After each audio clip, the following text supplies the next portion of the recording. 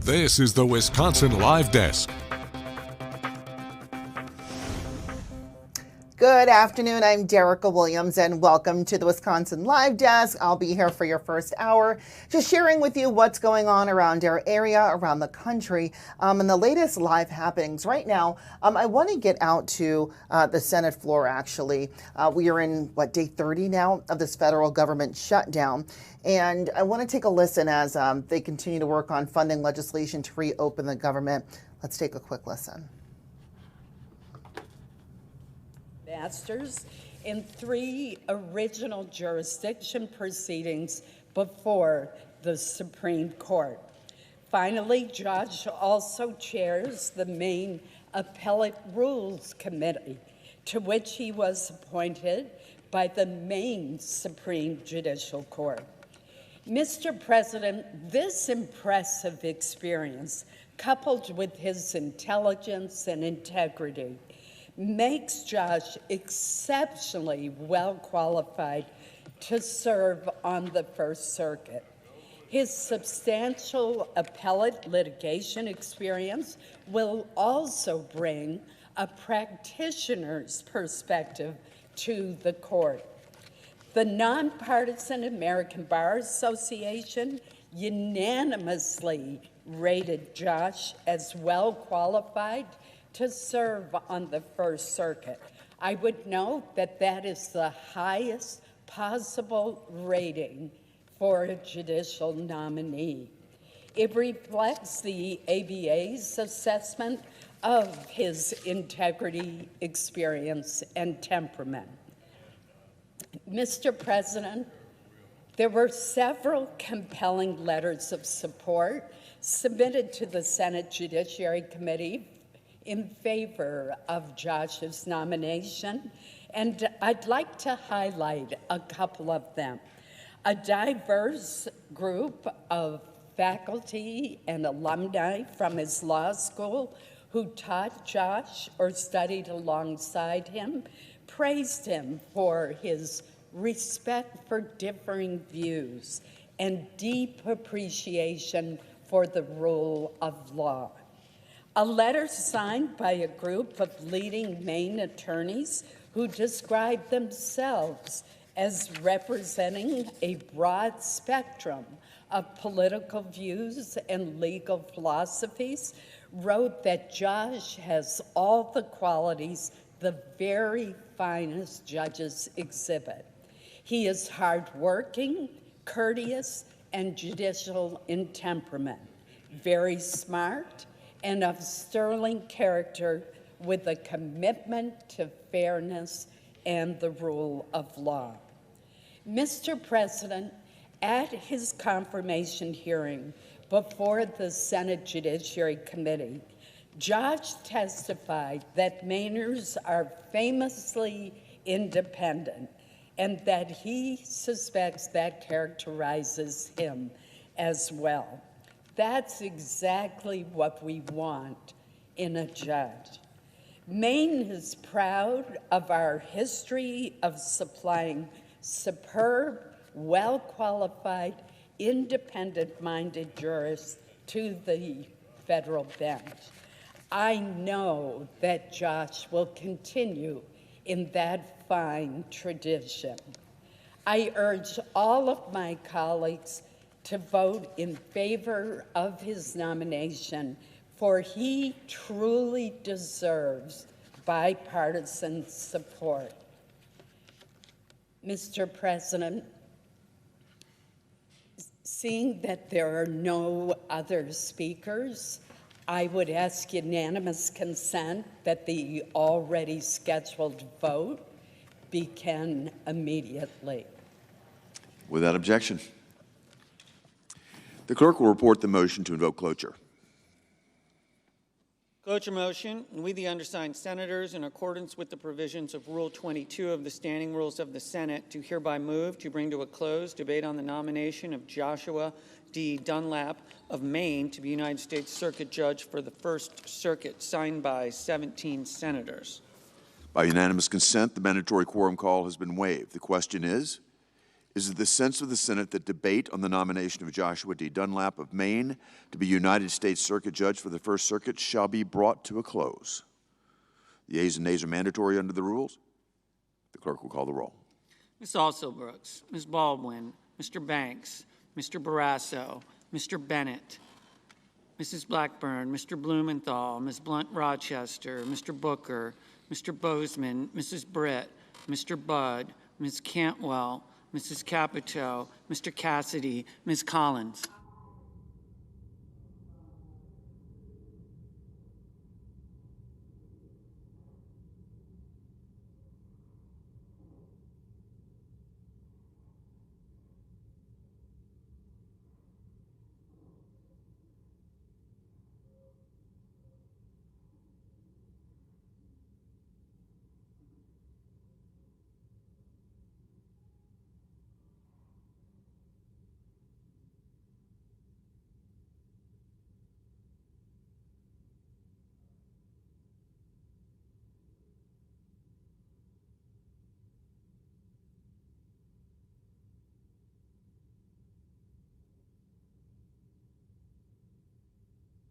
Mr. Coons, Mr. Cornyn, Ms. Cortez Masto,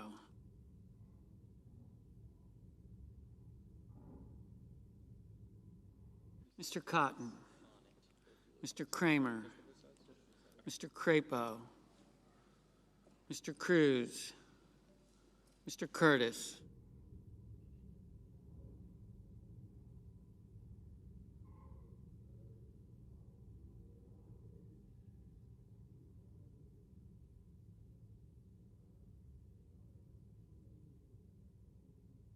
Mr. Daines, Ms. Duckworth, Mr. Durbin, Ms. Ernst, Mr. Fetterman, Mrs. Fisher, Mr. Gallego,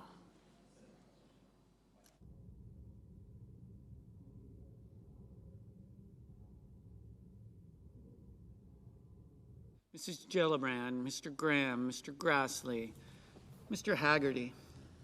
Haggerty's aye.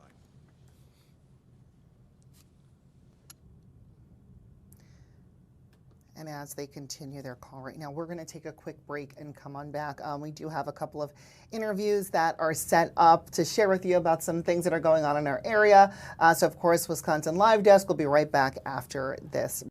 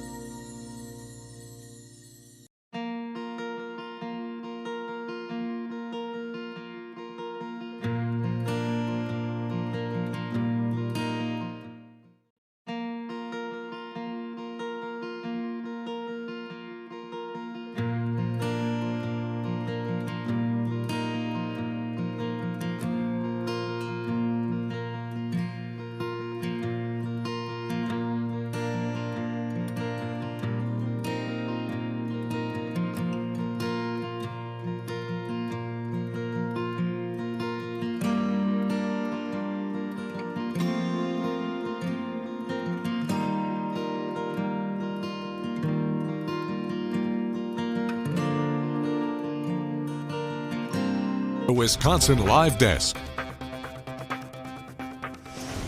Good afternoon. I'm Derica Williams here with the Wisconsin Live Desk. All right, I want to talk a little bit about Halloween. We know it's tomorrow. I know folks have been trick-or-treating for the past couple of days, I would say since last week, different days in different areas, and lots of different events going on to celebrate the holiday. But with the holiday actually falling on a Saturday, I wanted to bring in an expert to kind of talk a little bit about it. So apparently, traditionally, this is one of the most dangerous days of the year, Halloween, for both pedestrians and drivers. But with this holiday falling on a Friday, joining us right now, we have Nick Jarmitz with AAA. Good afternoon. How are you?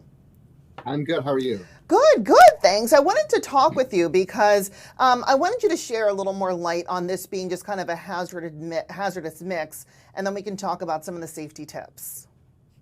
Absolutely. I mean, Halloween is by far the most dangerous day of the year for young pedestrians. The crash and fatality risk for young pedestrians goes up by 100% on Halloween. And when you mix that in with Friday night dangers involving impaired drivers, there's just that much more of a concern and that much more reason to remind people to be on their best behavior, to make smart, safe decisions, and make sure everyone has a good holiday. Halloween's a fun time, you know, and a scary time for different reasons. And as a parent, I know these statistics are a little startling, but I wanted to hear them just because I want to be able to prepare myself and know how to keep safe. I see that you said children are more than twice as likely to be struck and killed by a vehicle on Halloween than any other day. And that's just like a sobering statistic. If you could give us some of the reasons, whether it be costumes, I'm excited running, or just kind of what are the reasons that this is happening, so maybe folks listening out there can do a little prevention. Yeah, I mean, it's both of those things. Part of it is also just a matter of volume and opportunity, for lack of a better word. There are so many kids that will be out walking the streets compared to any other day of the year. You have whatever volume of kids you have walking, it's going to be increased significantly on Halloween with all those trick-or-treaters. They're going to be extra excited because they're going door to door, getting candy, hanging out with their friends. So they're going to be even more distracted. And then drivers that are out there, they're possibly out there dropping their kids, picking on their kids. They've got a lot going on. Or, being Friday night, especially, they may be going to and from parties or socializing. You'll have a lot of teen drivers, young, experienced drivers out there. There's just a lot of dangers out there that everyone needs to be conscious of, especially parents. And many neighborhoods, sometimes they did it on Sunday, 1 to 4, but many are doing them tomorrow in the evening. It's still kind of dark during that time. So I want to talk about some safety tips for the trick-or-treaters, and then we'll get in there for the drivers, things to be aware of. Yeah, so for trick-or-treaters, wearing a brightly or at least a light-colored costume is going to be ideal if you have that natural safety in there of having something that's a little lighter. If it is a darker costume, adding some pops of light or especially reflective elements to it can certainly help. And then carry a flashlight, have a glow stick, or something that's going to create some visibility, especially as the sun starts to go down and visibility becomes an issue in the evening. Perfect. It's a perfect time. I always save them from like the summertime, 4th of July, those glow necklaces, things like that. Put them on, stick a little flashlight in their basket, anything to kind of make them more visible. And also transporting too. When it comes to car safety, even there are car seats, things like that. What should some of the trick-or-treaters do as parents, maybe bringing them to certain areas to have some fun? Yeah, especially it's going to be a little cooler this year. So, there may be, kids who are getting dropped off, picked up. Maybe they're following along with the car, to get them in to warm up for a little bit or something like that. But it's really important that you're still making sure, even though the kids may be kind of hopping in and out, not be in the car for a very long time, make sure they're still buckling their seatbelt or strapping themselves into their car seat, or that you're strapping them into their car seat properly, so that if you are driving and you do get into a crash, or if you're parked on the side of the road and someone strikes you, you want to make sure that you still have all of those safety features and that you're utilizing those to protect you in that instance. Yeah. And of course, when possible, I always tell the kids, try to stay on the sidewalk, stay to one side of the road. But within that same breath, there's drivers out there. So what tips would you give for drivers to kind of be aware for kids, walking, darting out, things like that? Yeah, just the two biggest things are pay attention and slow down. If you could do those two things, that's gonna go a long way to keeping everyone safe. Slowing down, especially important because even if you do run into a circumstance where you inadvertently strike a child because they darted in front of you or something like that, the slower you're going, the more likely that child is to survive, with minor scrapes instead of severe injuries or worse. So slowing down is important, and then staying focused, being extra alert. We have a lot of research out there showing that some of these features that are supposed to detect pedestrians and help alert you, or automatic braking for pedestrians, don't work as well at night, even with reflective clothing in the mix. That's not enough. You still need to be paying attention. Those features are going to be a backup to you. You shouldn't be relying on them to be the first line of defense. Yeah. And, with this being on a Friday night, it adds a different level into the mix. This isn't really like on a weeknight where folks are working or where people maybe are at school, something like that. You did release some statistics that I find AAA does to make us aware of kind of what's going on. So thank you for that. This says half of all crash fatalities on Halloween night were alcohol related. So you do have a Crash Hit Different campaign reminding drivers that driving impaired is among the 4 leading causes of fatal traffic crashes in the U.S. That's really unfortunate, but something once again to bring to light so we can be aware of it. What's your advice to prevent impaired driving? Now, this is a Friday night. Well, the important thing is to make sure you don't put yourself in a situation where you're making that decision at the end of the night, whether you're okay enough to get behind the wheel, because when you are impaired, your judgment is impaired and you're not going to be in a position to make a smart decision. So plan ahead, have either a designated driver or a sober ride, take public transportation or plan to utilize ride shares, something like that, to make sure that at the end of the evening, you're not getting in the car and having to decide, should I give the keys to someone else? Should I figure out some other way of getting home? Having those plans in place ahead of time is going to make that a lot easier, make sure you get home safe and that everyone else around you is going to be safer as well. Nick, I just want to thank you. This holiday and many others, I know AAA, the efforts always aim to, raise awareness and prevent tragedies and things like that. So I do appreciate you right now giving us a little bit of time and some tips as folks really want to have a fun and safe holiday tomorrow. So these are just some things that we can keep in mind. Absolutely. And thanks for helping us spread the word and share this information. All right. Nick, thanks again. Safe trick-or-treating.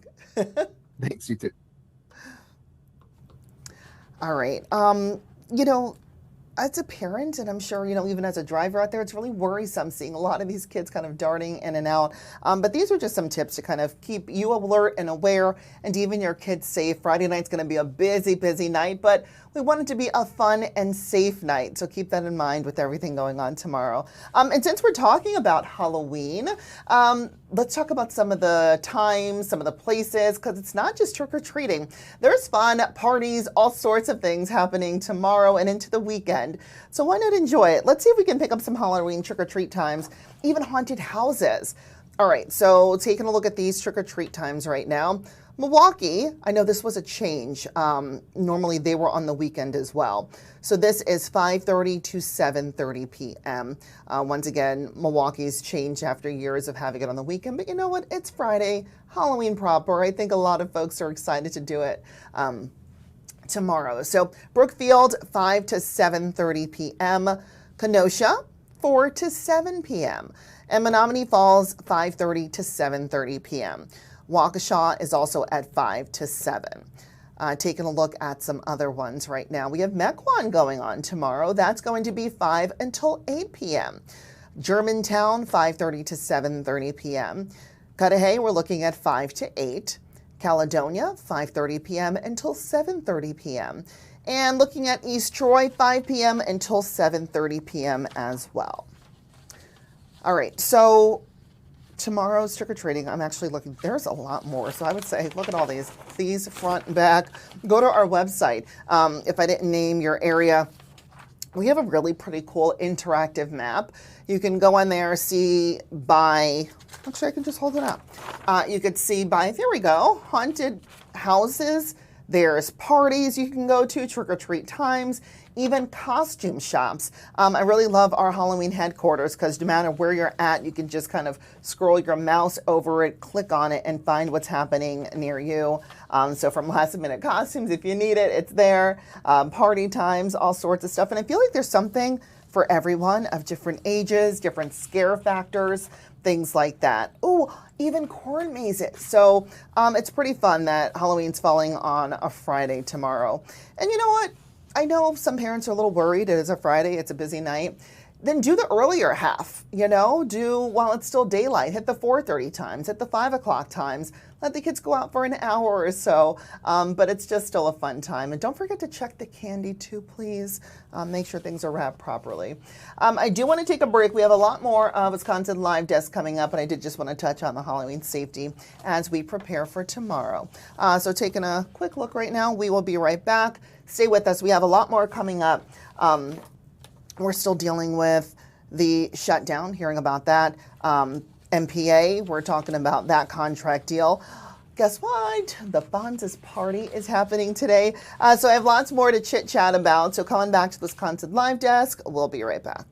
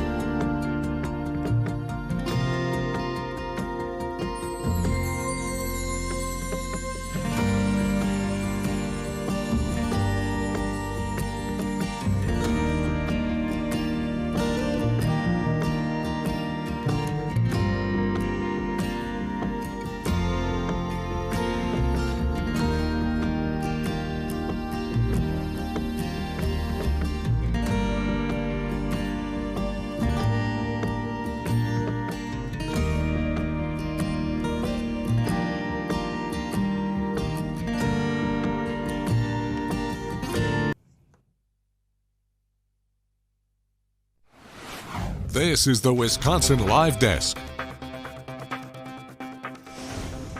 Good afternoon. I'm Terica Williams, and welcome back to the Wisconsin Live Desk, 12:55 right now.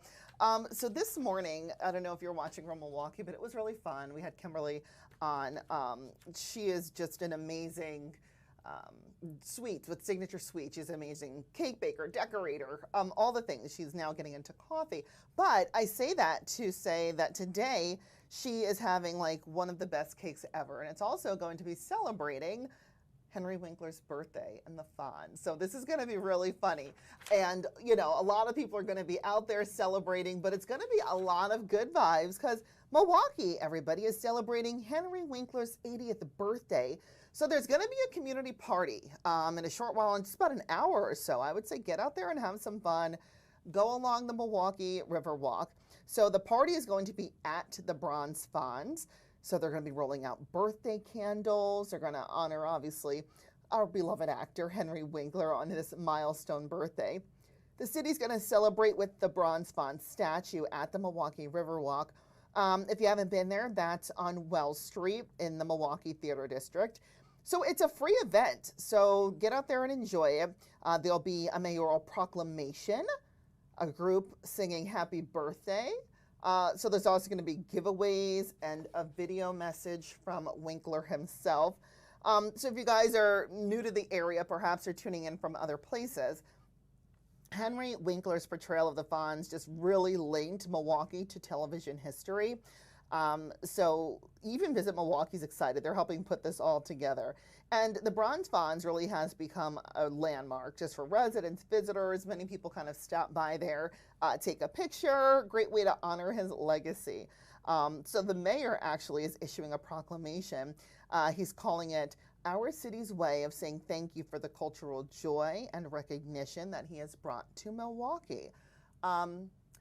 He also added that, you know, every time he sees them, you know, people just take a selfie and things like that. All right, so Winkler, of course, he's a friend to the show, I feel like, through Gino. I feel like I know him because Gino knows him, right? So Winkler shared his gratitude for the silly celebration. He says, Milwaukee has been my adopted home for years, and I was honored in 2008 when the city dedicated a statue in my honor. My love for the city has never waned, and I'm again honored that the city will be celebrating my milestone birthday today, and my bronze likeness will be participating in the party. Unfortunately, I'm now on a sugar-free diet, so no cake. So that's, you know, him and Gino are really good friends, so that makes sense. So the event, once again, 2 p.m. today, and it's going to be fun. And Kim, who was here earlier, she's actually making the birthday cake. We had some pictures and images of her out there with the Bronze Fonz, putting like a mold on it, making sure she gets all the likeness of it. So it's going to be a fun day, so check it out. All right, so that's today, 2 o'clock, Bronze Fonz celebration. Happy birthday, Fonzie. All right, so I want to talk to Jason actually in a minute. Let me see if we can take a break and pull him up, because he's got some new developments happening with the Milwaukee Police Association and the contract. So let's give a quick minute and we'll come right back out to him, and go to our website too for more details about this. This will be fun. We'll be right back.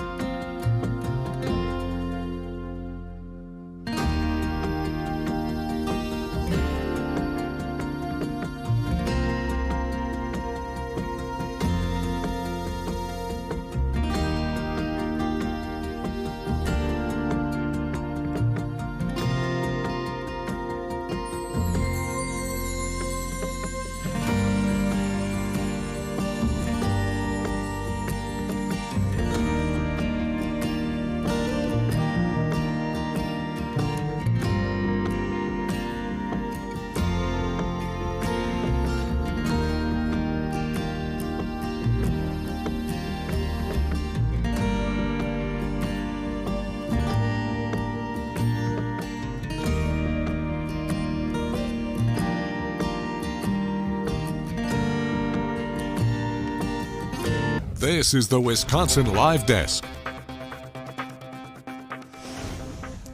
Good afternoon. I'm Derica Williams. Welcome back to the Wisconsin Live Desk. Joining me right now, I have Jason Calvi, our political reporter and reporter of many other things. Right now, Jason, I want to hear what you're working on today. I understand that there may be some developments with the Milwaukee Police Union and the contract. Yeah, this is a big development, Derica. For 3 years now, there's been no police contract for those rank and file police patrol officers and detectives here in the city of Milwaukee. The Milwaukee Police Association is the union that represents those officers, and they have been working without a contract that expired at the end of 2022. And so now, tonight, or last night actually, the union voted to ratify this contract, and here's what it provides. It will provide a pay raise over the course of a 4-year contract. So that's back past 3 years, and then it goes into the future for 1 year. So this is that contract for 4 years. Over the course of the 4 years, it'll be a 14.25 point pay raise for those officers divided up amongst those 4-year contract. Were you able to hear from, the city or the police union? Just kind of, I know it took some time to finally get to this point, and I understand the last contract wasn't agreed on since 2022, about how they're feeling about where they stand right now, and if this is, something that just they decided to do, or they're okay with these increases. I can say that both sides were celebrating this as a win today. This contract that they agreed to last night, the police union, it was approved by 83% of the members of the union, and 17% voted against it. So a large number of the union supported it last night when they voted to ratify it. Now that's not the end of the story, Derica. The next step is the Common Council. They'll have the final authority to sign off on this police contract. And in years past, when there's been contracts, the Common Council has not opposed them. They have signed off and approved those contracts. We would assume, and I did talk to some Common Council members, that they believe that the Common Council will again approve this latest contract. All right, and so many people are just grateful, obviously, for what police do for our community, and they want to be paid their value and putting their life out there on the line. I'm looking at some of the statements, and it seemed that Alderman Peter Bergella strongly advocated that the city settle this contract. And now, once again, you said the Common Council is waiting to approve this, and you believe it's going to be likely. Likely. I mean, that's just what I'm hearing. But again, it's going to take the Common Council voting on this, and that's the next step. It's not a done deal. There will be some questions because you're talking about millions and millions of dollars that the city's going to have to pay for back pay, really, when you're looking at this, because what we're going to have is 3 years of salary raises. Those checks have already gone out the door for 2023, 2024, and most of 2025, and now the city's gonna have to go back and write checks to make up the difference. This contract will be in place if it's approved by the Common Council. So that's the next step. There should be some robust debate on the council about this matter, but yeah, I'm hearing from members of the Common Council that they believe that it will be ratified, but it's not a done deal until that vote takes place. One of the things that was interesting here was this deal between the city and the police union came in the midst of arbitration. So both sides had been unable to reach an agreement for years and many months, and then finally the last step of that is arbitration. They had gone through several days of arbitration, and then outside of that process, in the midst of the final week of arbitration in October, both sides came to an agreement and said, okay, we're going to agree to the terms that I can lay out for you here. And at the end of the day, it's really something where both sides risked losing. Both sides, the arbitration could have ended up siding with one side or the other. So at the end of the day, both sides decided outside of the arbitration process to come to this agreement. All right, and on top of that, the money going to legal fees too. That was unfortunate. One more quick question, if you don't mind. Is there anything to be said about what can be done in the future to not have this delay? I mean, this was years. Well, I think, at the end of the day, the police union is going to, and both, actually, let's be honest here. Both sides are going to say they could come up with an agreement earlier. But the original agreement that was proposed before arbitration was a 3-year contract. So that would have been 2023, 2024, and 2025, the year that we're in. So that would mean at the end of this year, we'd be right back at the negotiating table from the union and the city trying to come up with a new agreement. So that's what both sides had proposed. And this final deal that they came up with is actually adding another year. So this will get the police members through 2026 with those pay raises, 14 and a quarter point over the course of that 4-year contract. So that whole extra year was something that came through this final negotiation that was now ratified by the members of the police union. Next up is the Common Council. All right, Jason Calvi, very thorough reporting as always. Thank you so much, and we'll look for your report later on the news as well as Fox Local. Thanks again. Erica. All right, that was a great update too from Jason, so we appreciate that. I want to talk a little bit about what's happening, with the shutdown and the food share and things like that. I do believe we have to take a quick break, or Delaney, can I just check in really quickly on the Senate floor? Let me just check in on that Senate floor real quickly while we can. We can wait for that break if you guys don't mind. I want to take a quick look at that.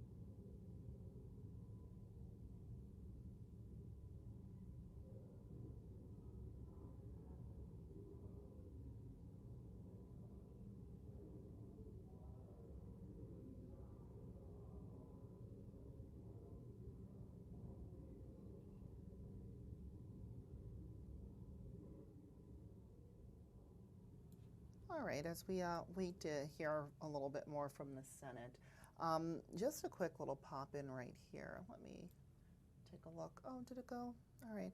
I believe in just a short moment, Hakeem Jeffries should be speaking shortly as we're kind of seeing food share benefits going to be canceled soon as we're in the day 30 of this government shutdown, hearing from obviously both sides in the midst of all this.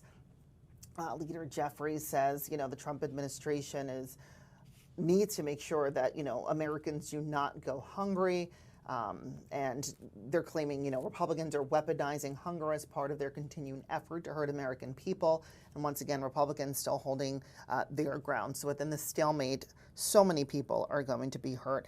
Even in Wisconsin, the food share program going to run out in about a day or so. Governor Evers right now is pressing the Trump administration to use the billions of dollars readily available for federal funding to prevent Americans, from having to go hungry and lose access. In Wisconsin, that is 700,000 Wisconsinites. So that's who would also be impacted because of this. We have a lot more to talk about, and hopefully he'll come back out here in just a moment. So stay with us. We're going to take one quick, short little break. So we will be right back.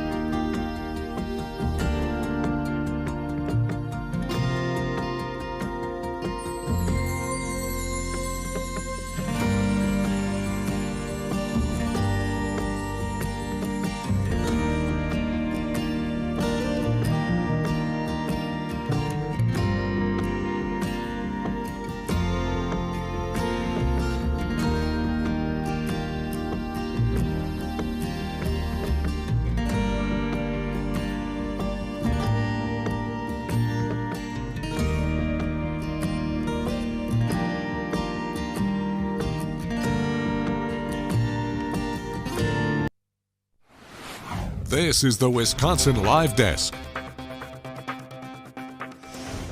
Good afternoon. I'm Derica Williams. It is 1:11 on the Wisconsin Live Desk. Thank you for checking in with us. So much going on today, locally, around the country. Things are getting impacted that we obviously want to share with you through the Wisconsin Live Desk. I want to look ahead because as we're going into, I know some people are off tomorrow, taking off for the long weekend for the Halloween holiday, coming back to maybe work, school, Monday, things like that. I want to take a look ahead and talk about some impacting closures. So I want to give you guys a heads up and a reminder. So these traffic impacts begin for 94 East-West construction in Milwaukee County. So the Wisconsin DOT is reminding motorists that traffic patterns and the impacts begin Monday morning, November 3rd. So this is going to be for the first segment of the I-94 East-West project in Milwaukee County. So this is referred to as the West Leg segment. Crews will begin construction between 94, between 70th and Zablocki Drive. Then taking a little overview of the West Leg segment. So expanding I-94 to 4 lanes in each direction between 70th Street and Zablocki Drive. The reconstruction of the Holly Road interchange as a half interchange, and then the ramps to and from the east will be eliminated while access to and from the west will remain after construction. And then taking a look there, reconstructing also part of the same West Leg segment, 68th Street, 70th Street, that interchange. So what they say is change your approach, not your destination, right? Let's talk about maybe some of the detours or ways we can kind of get around this. I-94, the east-west corridor is, well, obviously one of the busiest routes in Wisconsin. We see that's a lot of the morning commute, especially when we're doing traffic, right? Seeing a lot of red slow down. So I know it's going to impact folks. Apparently 158,000 to 178,000 vehicles per day travel right on there. That's just per day. So obviously, they want you to do that safely while minimizing any issues and traffic flow impacts. So this is a little long-term too. So let me share with you the long-term single lane closure.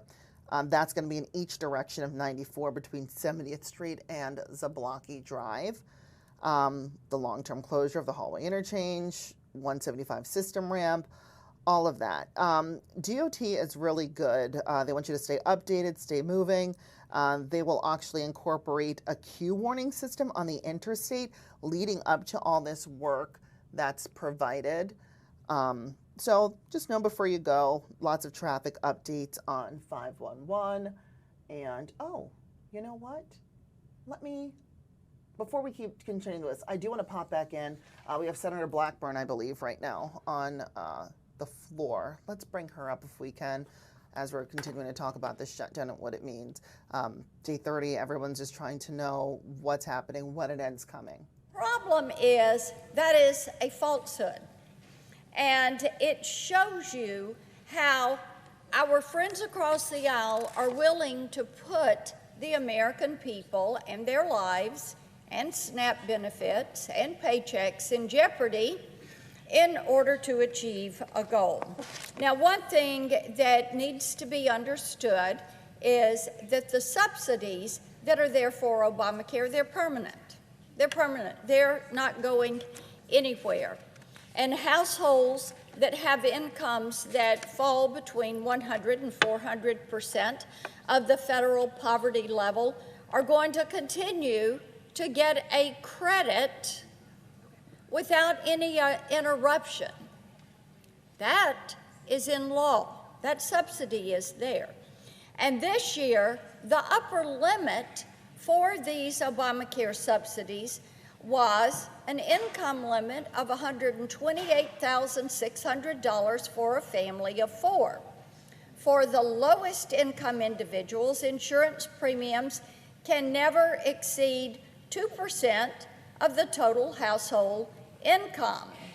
Now, that is something that is federal law.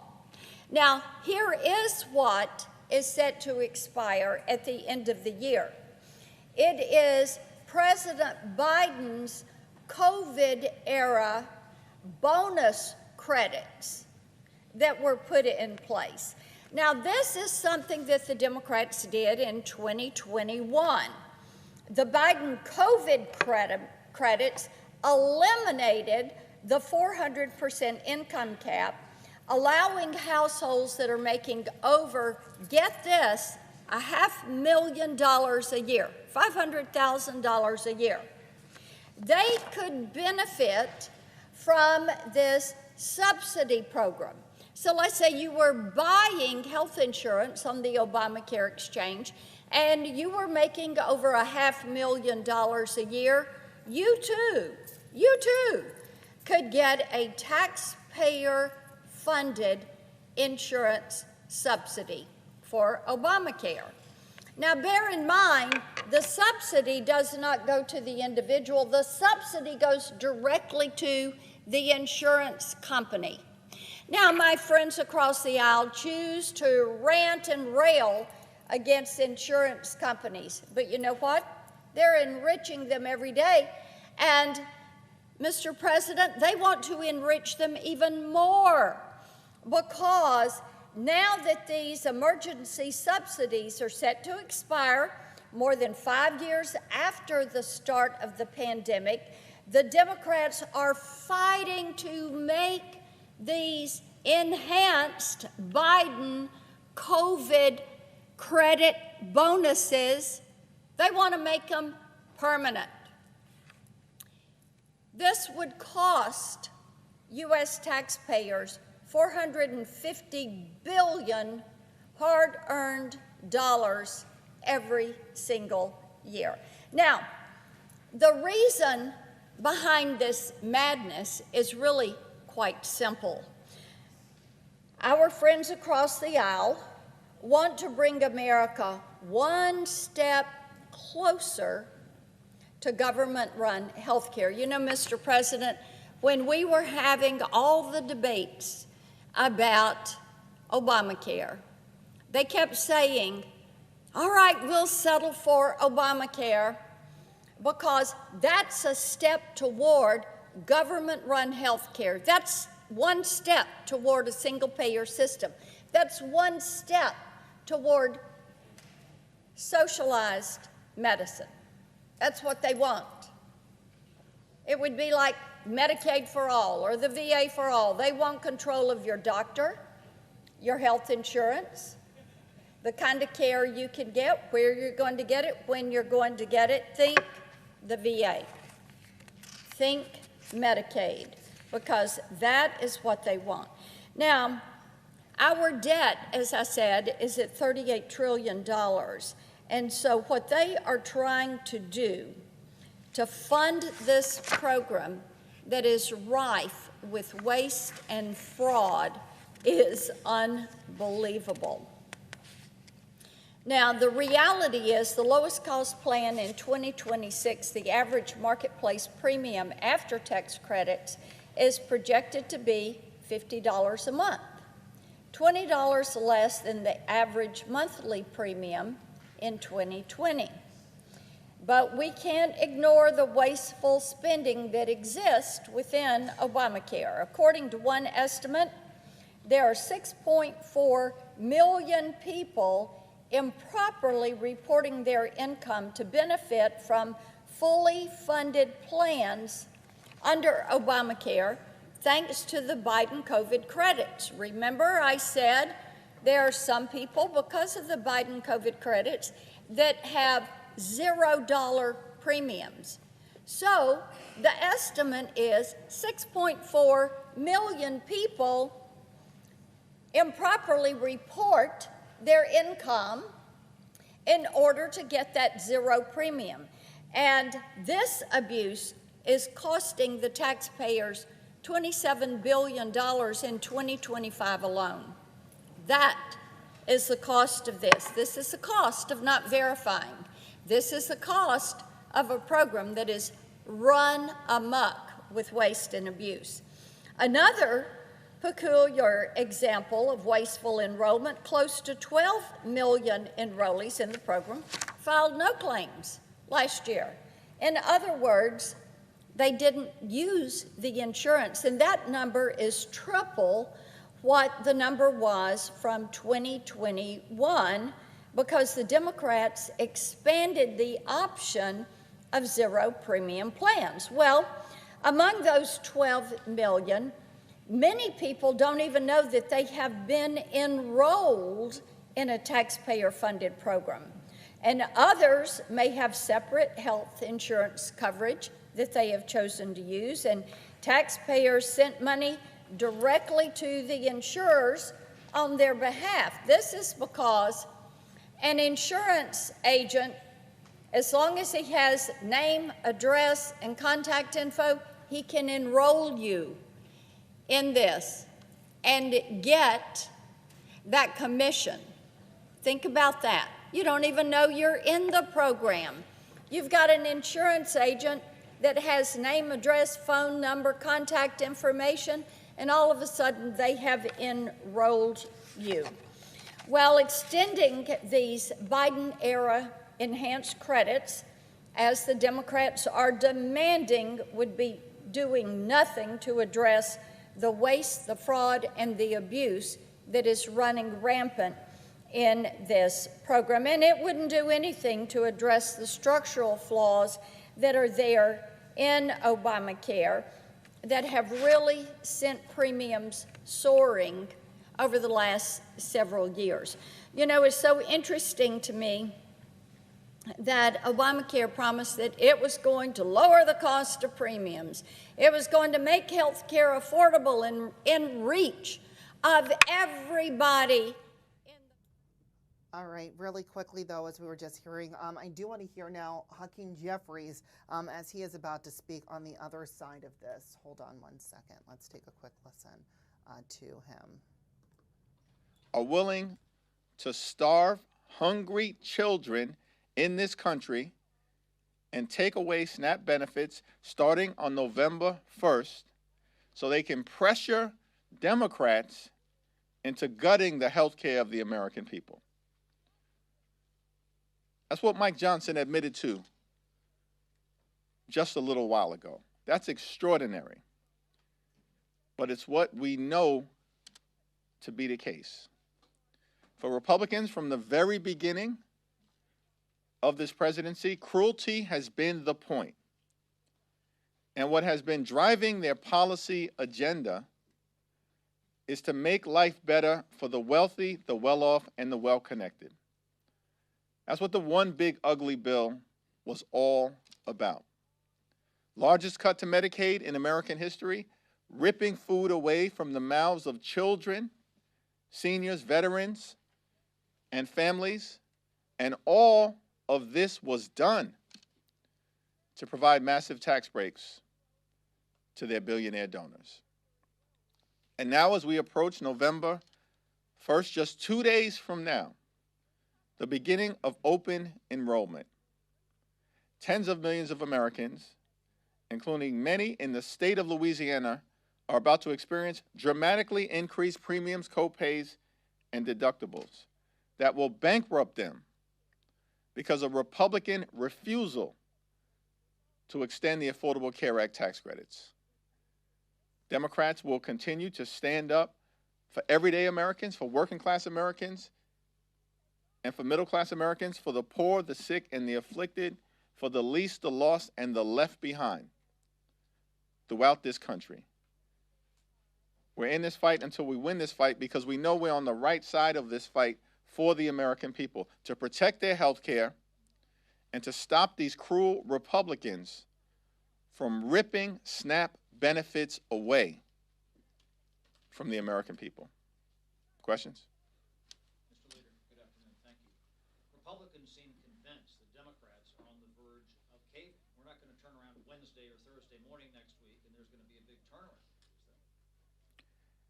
Republicans have been delusional from the very beginning of this government shutdown situation that they visited on the American people. Beginning in early September, Democrats have made clear we will sit down with Republicans to find a bipartisan path forward to pass a spending agreement that makes life better for the American people. But we were never going to vote for a partisan Republican spending bill that guts the health care of the American people in the face of this extraordinary healthcare crisis that is impacting everyday Americans. Earlier today, several of us in the House Democratic Caucus met with people from West Virginia, North Carolina, and South Carolina who are on the brink of having their health care ripped away from them. These are hardworking people, hardworking taxpayers, many from rural America and parts of the South, who are here on Capitol Hill. Republicans refused to meet with them, but we sat and spent hours with them earlier today hearing their stories, and they were encouraging us to stay in this fight on their behalf, to cancel the cuts, to lower the costs, and to save health care. Nothing's going to change. You're not going to back down. Our position is the same position that we've had in September, the position that we've held throughout the 30-day Trump Republican shutdown in October, and it's going to be the same position that we have in November. Yesterday you said that the WHIP team would meet to discuss congressional pay among the caucus. I think you said a week or so ago that the caucus also was going to discuss the topic. Where have you guys come down on this? I think tomorrow is the day that the checks go out, right? Checks go out. Checks would ordinarily go out for members of Congress on November 1st. And it's an individual decision that everyone is going to have to make in terms of their own circumstances. And, you know, individual members will make those decisions and then communicate with their constituents, as I plan to do when I'm back home in Brooklyn. So you'll make that decision on November 1st. You'll make it clear what you're doing? On or before November 1st, I'll make it clear to my constituents back home in Brooklyn what I plan to do. Thanks. So the Trump administration, they announced some deliverables from his meeting with President Xi, including, you know, a resumption of large purchases of USD soybeans from China, crackdown on fentanyl shipments from China. The Trump administration said that they would reduce some tariffs in exchange. You've been critical of the president being in Asia during the final days of the month leading up to the snap cliff and the ACA open enrollment. Have you had a chance to look at the agreement, and do you think that the deliverables that the Trump administration said that they were able to get from China justify or was worth the president being out of the country in these final days of, you know, SNAP benefits about to expire, the ACA open enrollment starting without a resolution? How are you squaring those deliverables, that agreement, with the fact that the president was gone for these critical days? It appears to most reasonable observers that Donald Trump was punked on the world stage by the Chinese Communist Party. The notion that Donald Trump has created all of this trouble for the American people, which he has. The Trump tariffs are raising costs on everyday Americans by thousands of dollars per year. And earlier today, I also met with some small business owners and entrepreneurs who made clear to me in very real terms that the Trump tariffs are going to force many of them to shutter their businesses and abandon their dreams. Donald Trump created this massive inferno that's spreading all across the country and now wants to pretend as if he's a firefighter by putting out the damage that he has created and returning to what? A status quo when you've already increased the expensiveness of life on so many working class Americans and are forcing in real time farmers and small business owners and entrepreneurs to close their businesses. It was all a show as far as we can tell. And the only thing that will change my opinion on that is if everyday Americans start to actually see a change in their quality of life, which no one has experienced in a positive direction since the beginning of the Trump presidency. This is a president who repeatedly promised on the campaign trail that costs would go down. Costs haven't gone down. Costs continue to go up.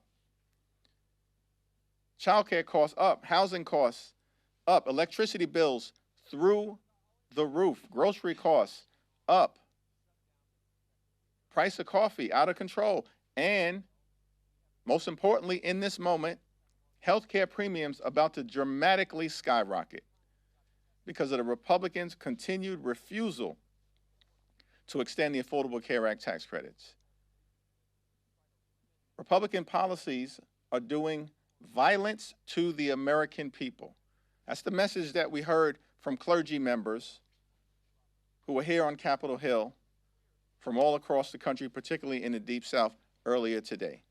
Policy violence coming from Republicans attacking the health care and the nutritional benefits of the American people. Thanks. All right, if you're just joining us, it's Haley taking over for Derica. We were just listening there to Hakeem Jeffries give an update on the government shutdown now on day 30. I also want to quickly get us outside the White House. Of course, that's Vice President J.D. Vance. He's answering questions after holding a roundtable with various aviation leaders. So we're going to listen into a couple of these answers. Look, I've never said we're not going to talk to congressional Democrats until they reopen the government. What I've said is we are not going to give in on policy demands under the threat of hostage taking.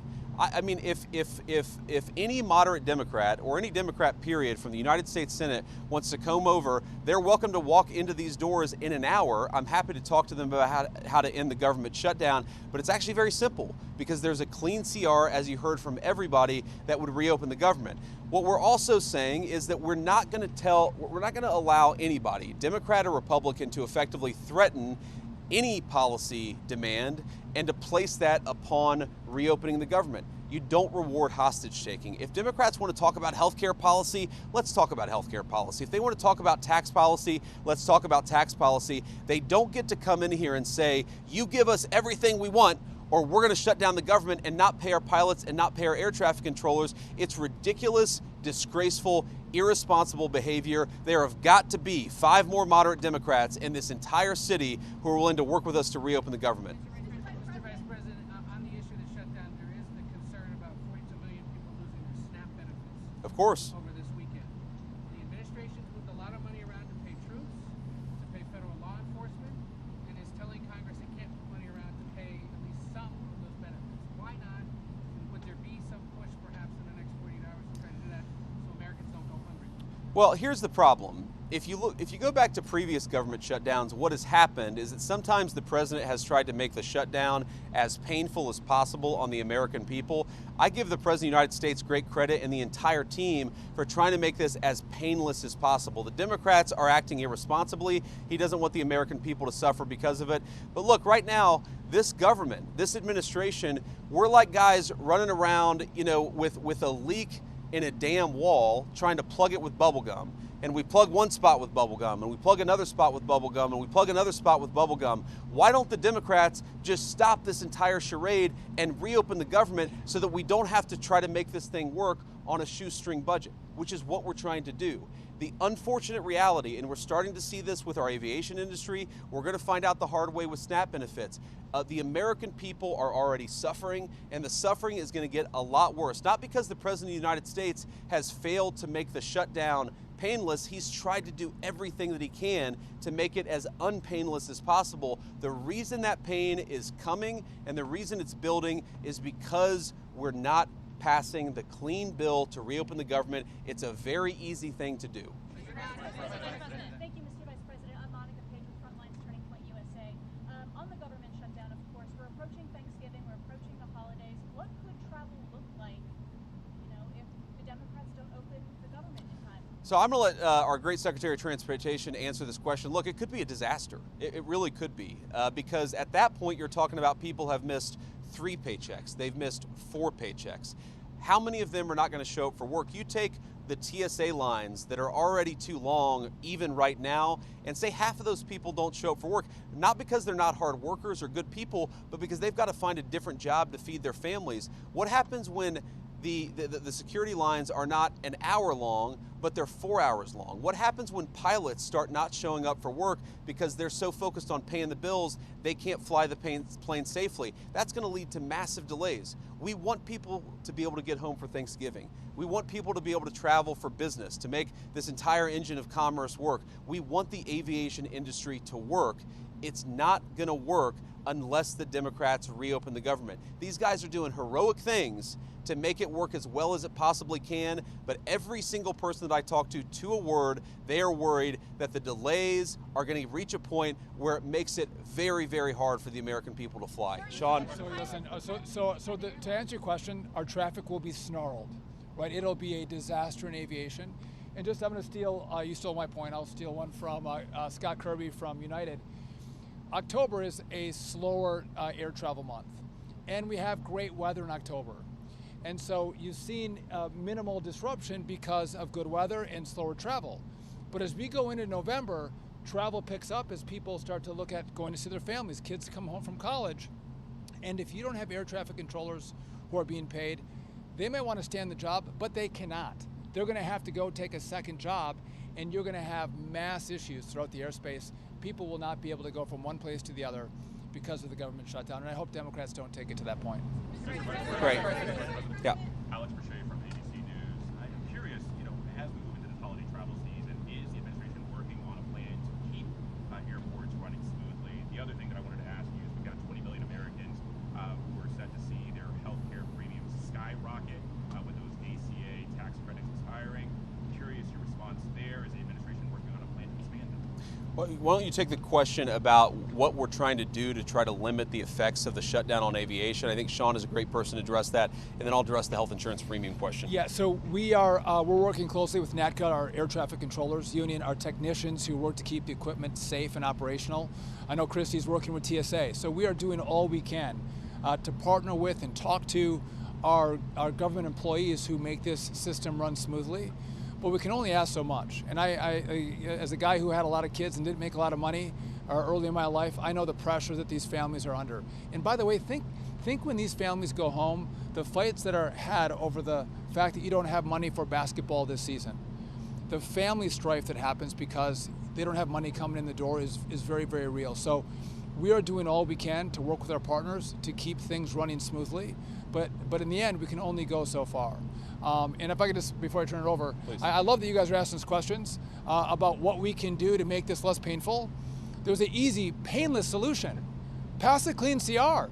And by the way, I think you all, I was part of some shutdowns myself in Congress, and the tone of the press corps is very, very different in this one. You were rabid against Republicans who voted not to open the government up, and it seems like everyone is so docile. And so, what is the president going to do to alleviate the pain? I'm out of the mall. Anyone can go see the World War II Museum. They can all go see the Vietnam Memorial. Again, we didn't close those down. This administration is doing everything they can to alleviate the pain on the American people. Go back to Barack Obama. He did everything he could to shut down parks and memorials across this city. And so, again, it's an easy answer. Go ask the Democrats that question. Say, what are you going to do to make sure that people get SNAP benefits this Saturday? Or they have health care assistance for their Obamacare? What are you going to do?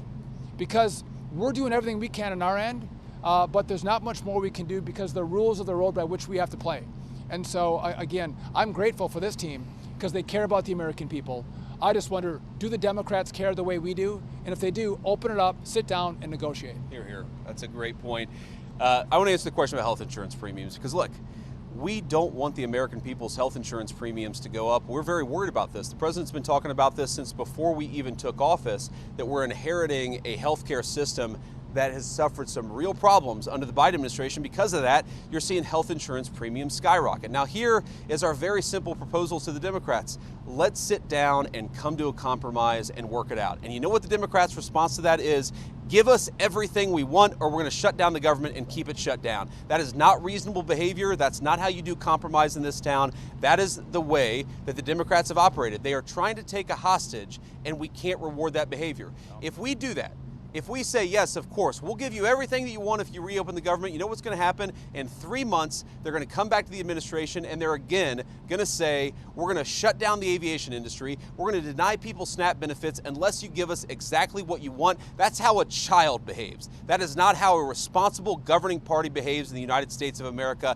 And let me make one final point, and then we'll cut out of this press conference. Look, I've been a little bit unfair, and I want to correct this, because when I say the Democrats have shut down the government, it's actually the far left side of the Democratic Party, because to their great credit, 3 moderate Democrats joined 52 Senate Republicans to vote to reopen the government. We need 5 more reasonable Democrats to put the American people first and reopen the government. That's all that we're asking. Let's talk about health care policy. Let's make sure that we ensure that Americans' health insurance premiums don't go up. We want that, and we're willing to work with people for it, but they've got to reopen the government first. Sean came from a background not that dissimilar from mine. Sean O'Brien came from a background not that dissimilar from mine. There are moms and dads who are fighting right now because they're worried about not being able to pay the credit card bill and the mortgage bill. There are parents who have to look their kids in the eye and say, you know what, we're not going to do football this year. We're not going to do basketball this year because I can't pay for it because the federal government is shut down and I'm not getting a paycheck. Do we want those people who keep the aviation system running to not be able to feed their families, to not be able to pay for some of the things that make life worth living? The answer to that question is absolutely. We want them to be able to afford a good life. The only way for that to happen is to reopen the government. It'll be good for those who fly. It'll be good for those who work in the aviation industry. It'll be good for the whole country. Just do the common sense thing, Democrats. Reopen the government. We need 5 Senate Democrats to join us. I hope that they will. Thank you, guys. All right, we were just listening there as J.D. Vance and Sean Duffy gave some updates on the government shutdown and the latest with the aviation industry. I was going to take us back to Hakeem Jeffries to get both sides, but he also just finished his question and answer. I'm glad we could at least catch him at the beginning there. But pretty much the same as it was October 1st, honestly, where Republicans and Democrats are just not seeing eye to eye with this short-term kind of funding plan to get the government back open. Neither side willing to budge, and both sides continue to blame the other party for a lot of the issues. But of course, we'll always monitor different lawmakers who decide to speak out on the government shutdown and bring those to you here on the Wisconsin Live Desk. But speaking of Wisconsin, we do have some local stories coming up for you as well. So we are going to just take a very quick break, and we'll be back in 2 minutes.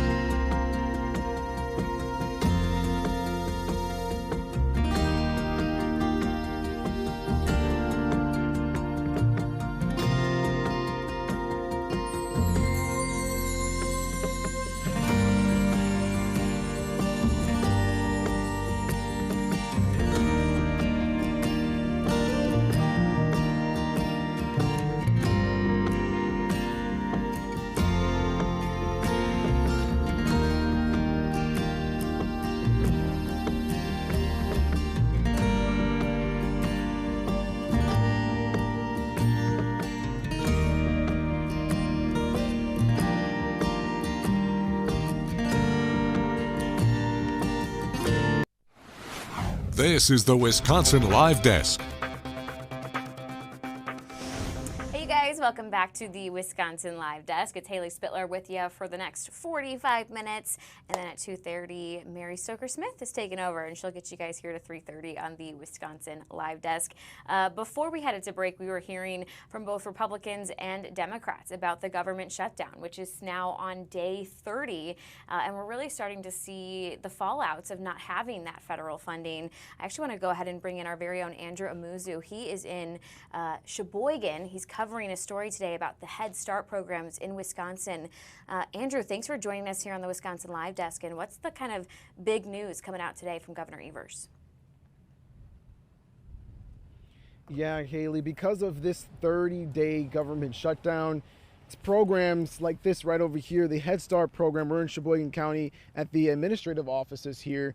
And starting in the month of November, programming here is going to shut down as well. That's because the Head Start program is federally funded. They survive solely off of grants, and so many children and families that rely on this free educational and family support systems here, they're not going to be able to use any of it until this government shutdown ends. Now, we are here in Sheboygan, but there are many different locations across Sheboygan County that have Head Start programming. They're also in other areas of Wisconsin as well.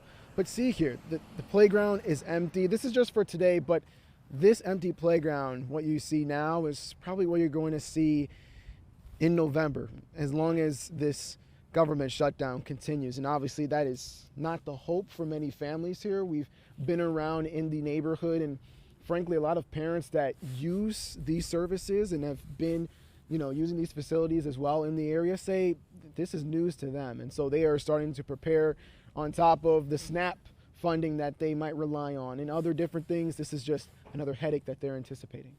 Yeah, Andrew, I know in Sheboygan County alone, this is going to leave 172 children without programming and 48 staff without paychecks. I'm just curious, for any of our viewers who are tuning in, can you explain what exactly these Head Start programs are?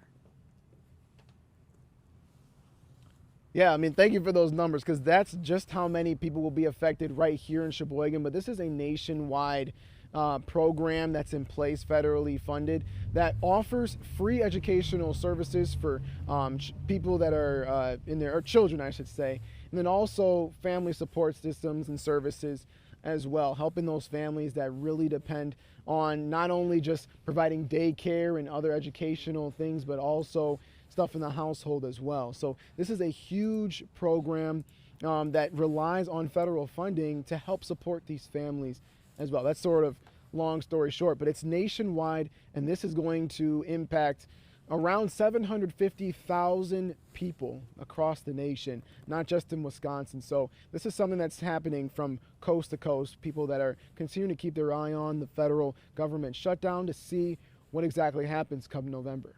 Yeah, I think it's November 14th that in Sheboygan this is going to close, which for parents who utilize these services, that leaves them with about 2 weeks to really scramble to find new childcare. You mentioned you were talking to some neighbors. Have you been able to talk to any parents who have their kids right now in Head Start?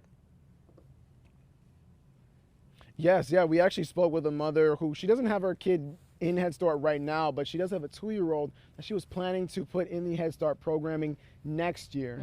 Her 2-year-old is a little too young to start that now, but she has had older kids that have gone through the program, and she said just how much she's benefited from this program and how it's really surprising. And many parents are on the same, they're all on one accord as far as what is next. They're all uncertain. We also spoke with another parent who also has a very young infant right now, but she said that she also anticipated using these services as well. So there's a lot of parents that are currently in the program right now, but also ones that were looking to be part of this program, whether that's next month or even the next couple of years. So the ones that are, hoping and anticipating to be part of the program in the next couple of years are still remaining hopeful, but they say if this is happening now, who knows what could happen in the future.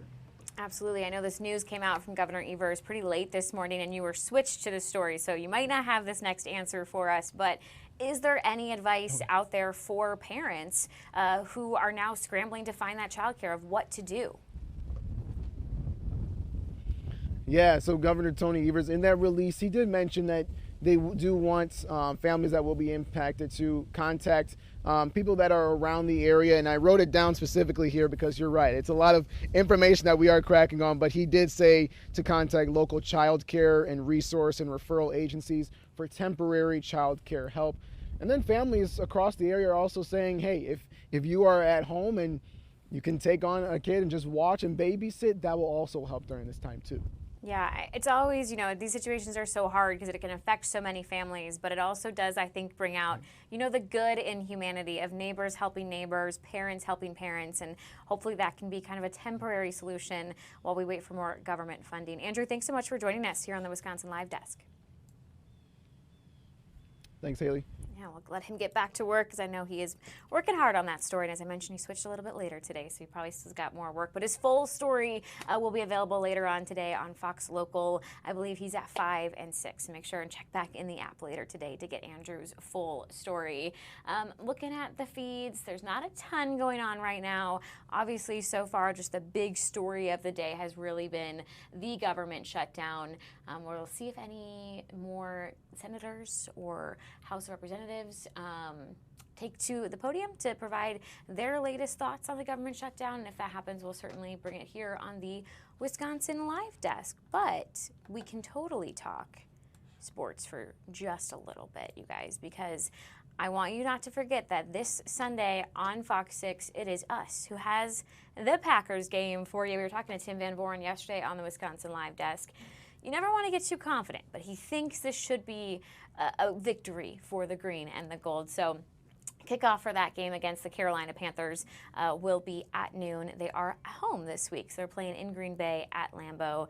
And of course, make sure and stay tuned for a special edition of Fox 6 News after that game. And we'll also have, of course, Fox 6 Sports Blitz Sunday night at 10:30. Lots of things to cheer on for the NFL. And of course, we're not just the home of the Packers on Sunday, we're the home of the World Series, which is going back to Toronto tomorrow for Game 6, and the Blue Jays have the lead now. They have 3-2 on the Dodgers, meaning if the Blue Jays take that victory tomorrow, they will be your World Series victors. If the Dodgers win tomorrow, it forces a Game 7, then whoever wins Game 7 will be the World Series champions.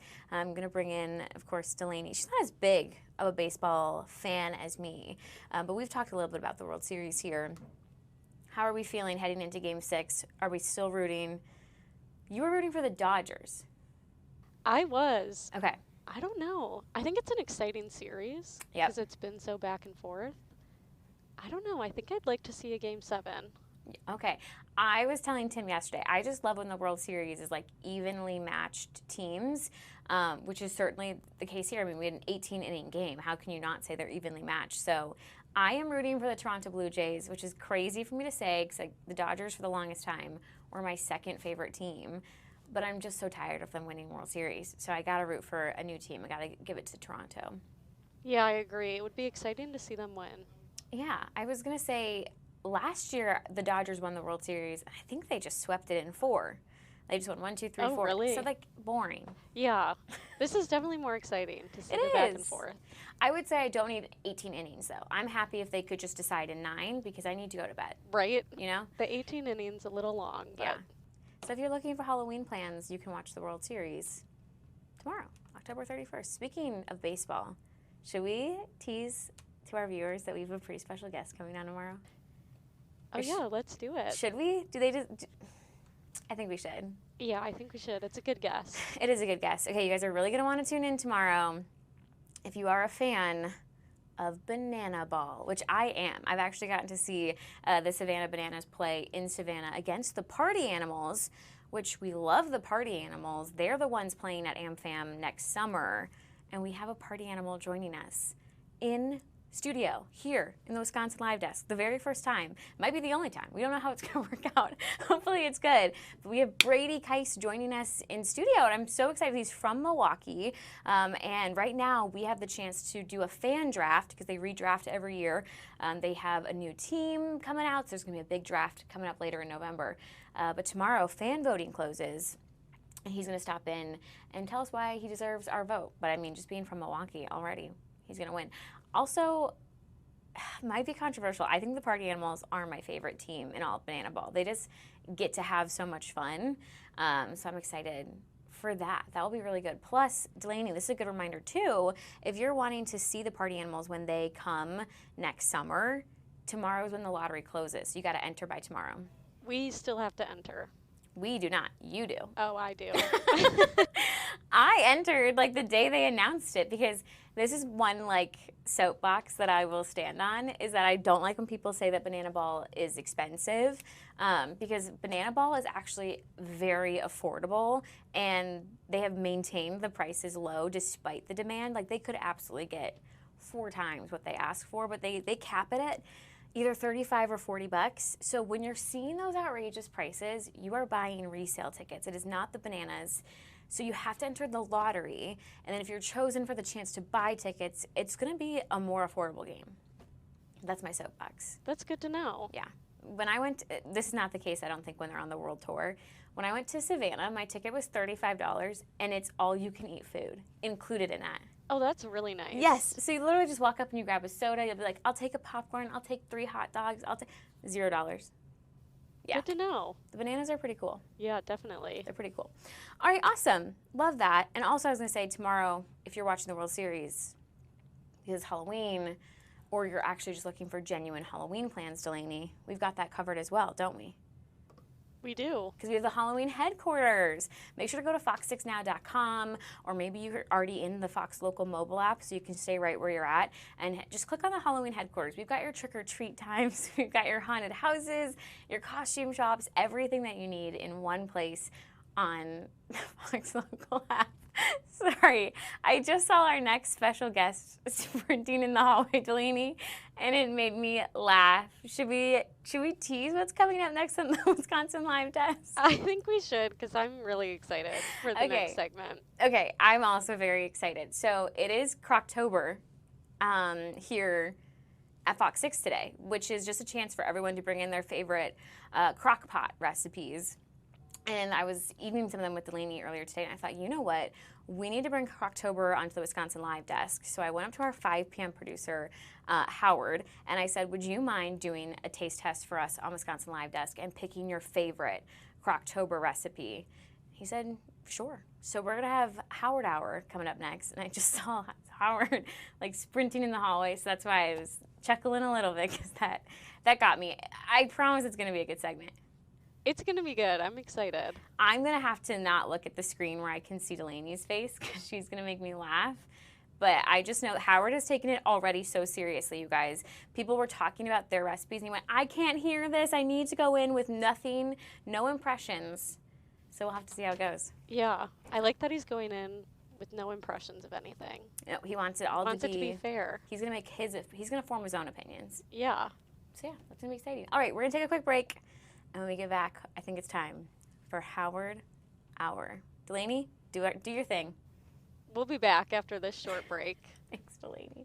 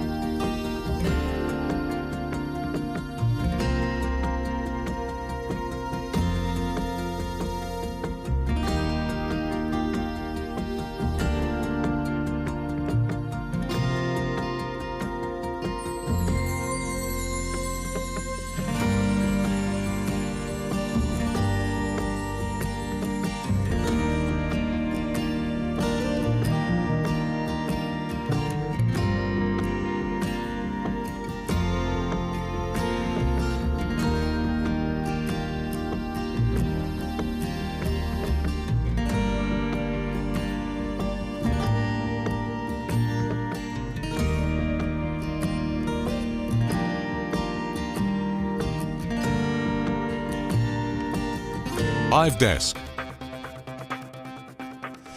Hey guys, welcome back to the Wisconsin Live Desk this Thursday afternoon at 2 o'clock on the dot.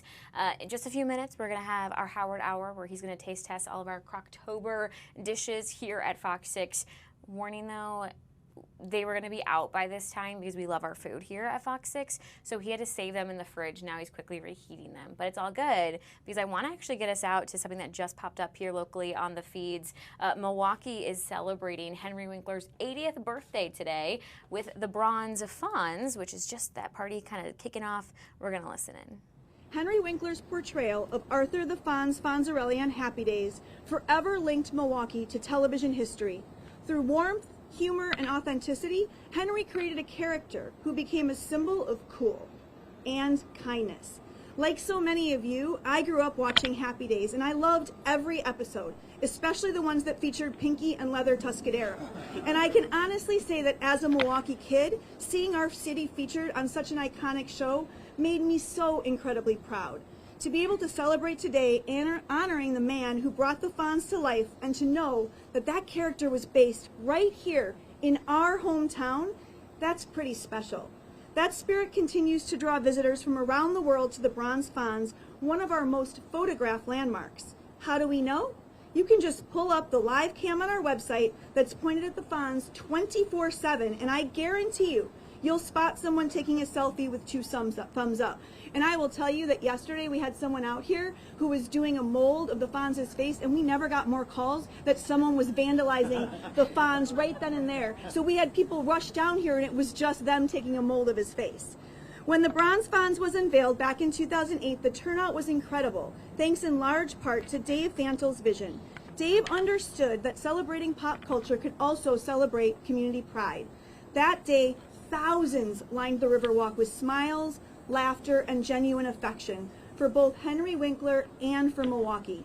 Since its dedication by artist Gerald P. Sawyer, the statue has stood as a symbol of creativity, community, and fun, and reminding everyone who passes that Milwaukee knows how to celebrate joy. And don't we need that right now? Today is more than a birthday. It's about how pop culture, public art, and civic pride come together to tell Milwaukee's story, and we're doing it with music, cake, and community.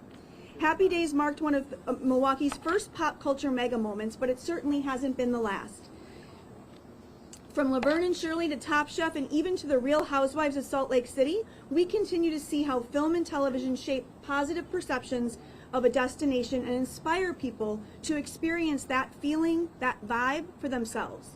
It's incredibly powerful, and we can't wait to bring more of that TV magic to Milwaukee. We're thrilled today to be joined by so many fans and partners, including the award-winning Skylight Music Theater. After the proclamation, Skylight's performers will lead us in a round of Happy Birthday. They just finished their record-breaking run of Fiddler on the Roof, and soon they'll open Joseph and the Amazing Technicolor Dreamcoat at the beautiful Broadway Theater Center.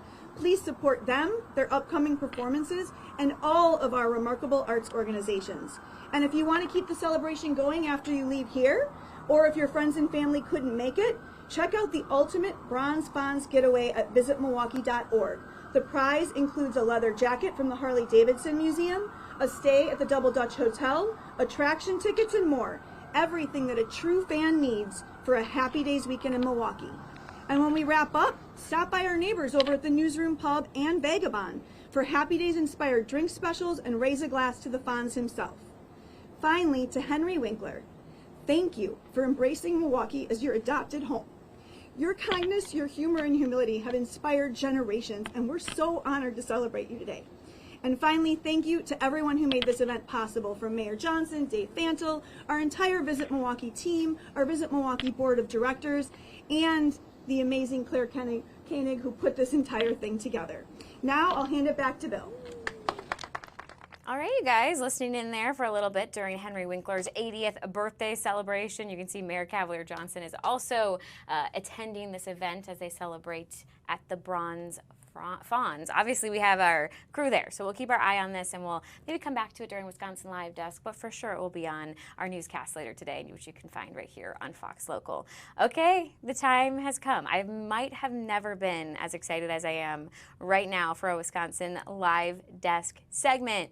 It is time to bring in the one, the only, our 5 p.m. producer, Howard. Howard, thanks for joining us on the Wisconsin Live Desk. Absolutely, my pleasure. I'm excited. We're so excited. So it is Croctoberfest here at Fox 6.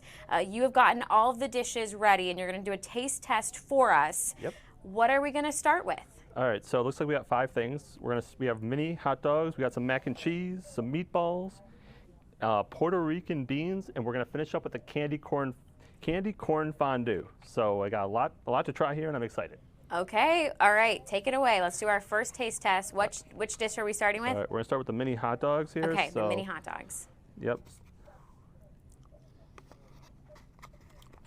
Pretty solid. Okay.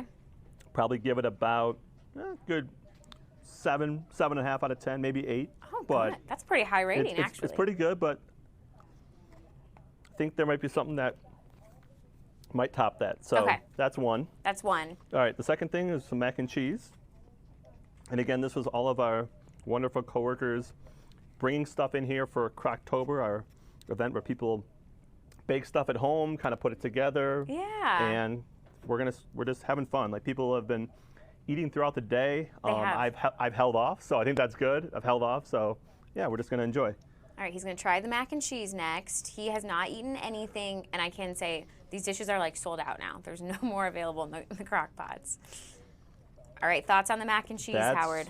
That is gonna pass up the mini hot dogs for first place. So that's at least an 8 to an 8.5. So that takes the lead for now. Yeah, Delaney and I both had the mac and cheese, and we both loved it. We thought that was so good. Yep. So that might be the winner, but I'm not ready to put a 10 on that one because I've got 3 more. So we'll go with like an 8.5 out of that one, and we'll see what comes next. Okay. All right. Next we have meatballs. So one of our coworkers made some meatballs. So try that.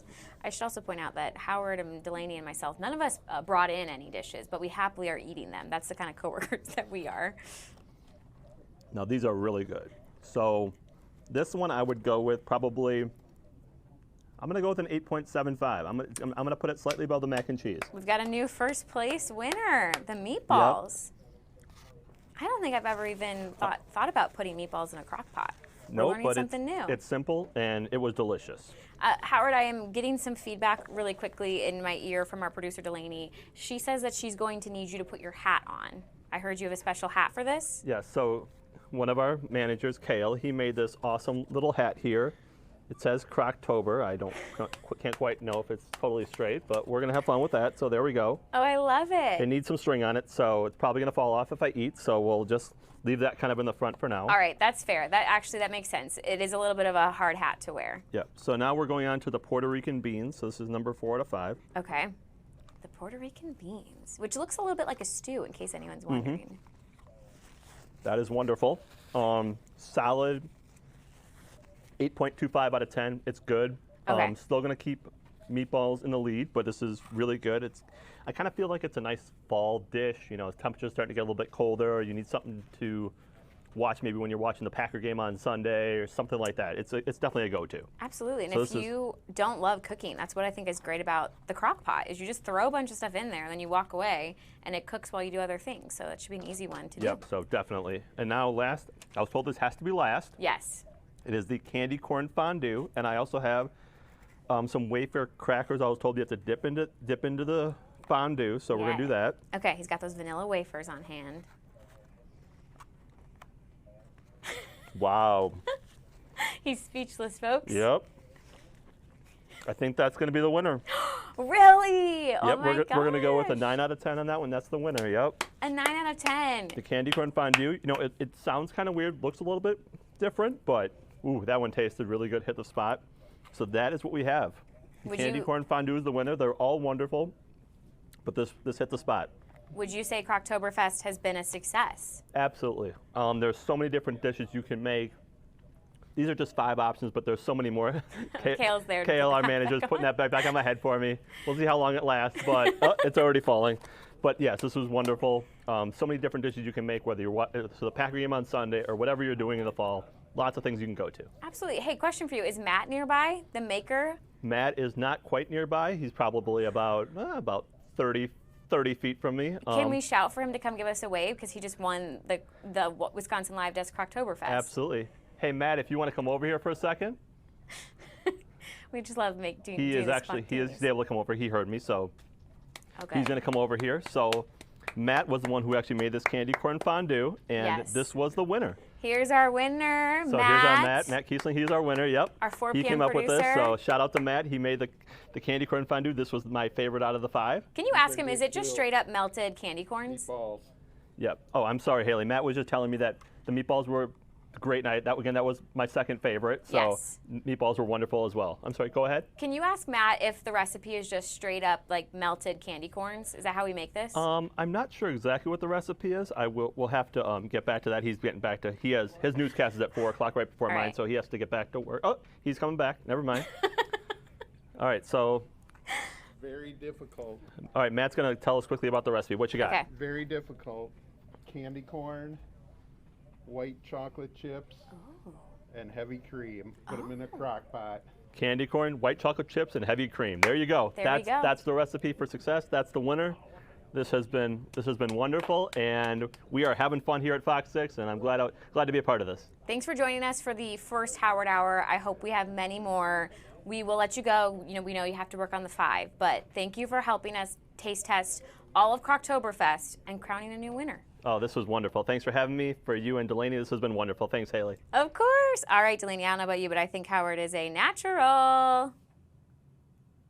Yeah, he really is. I love that he liked the candy corn fondue. So it's fondue, not fondant.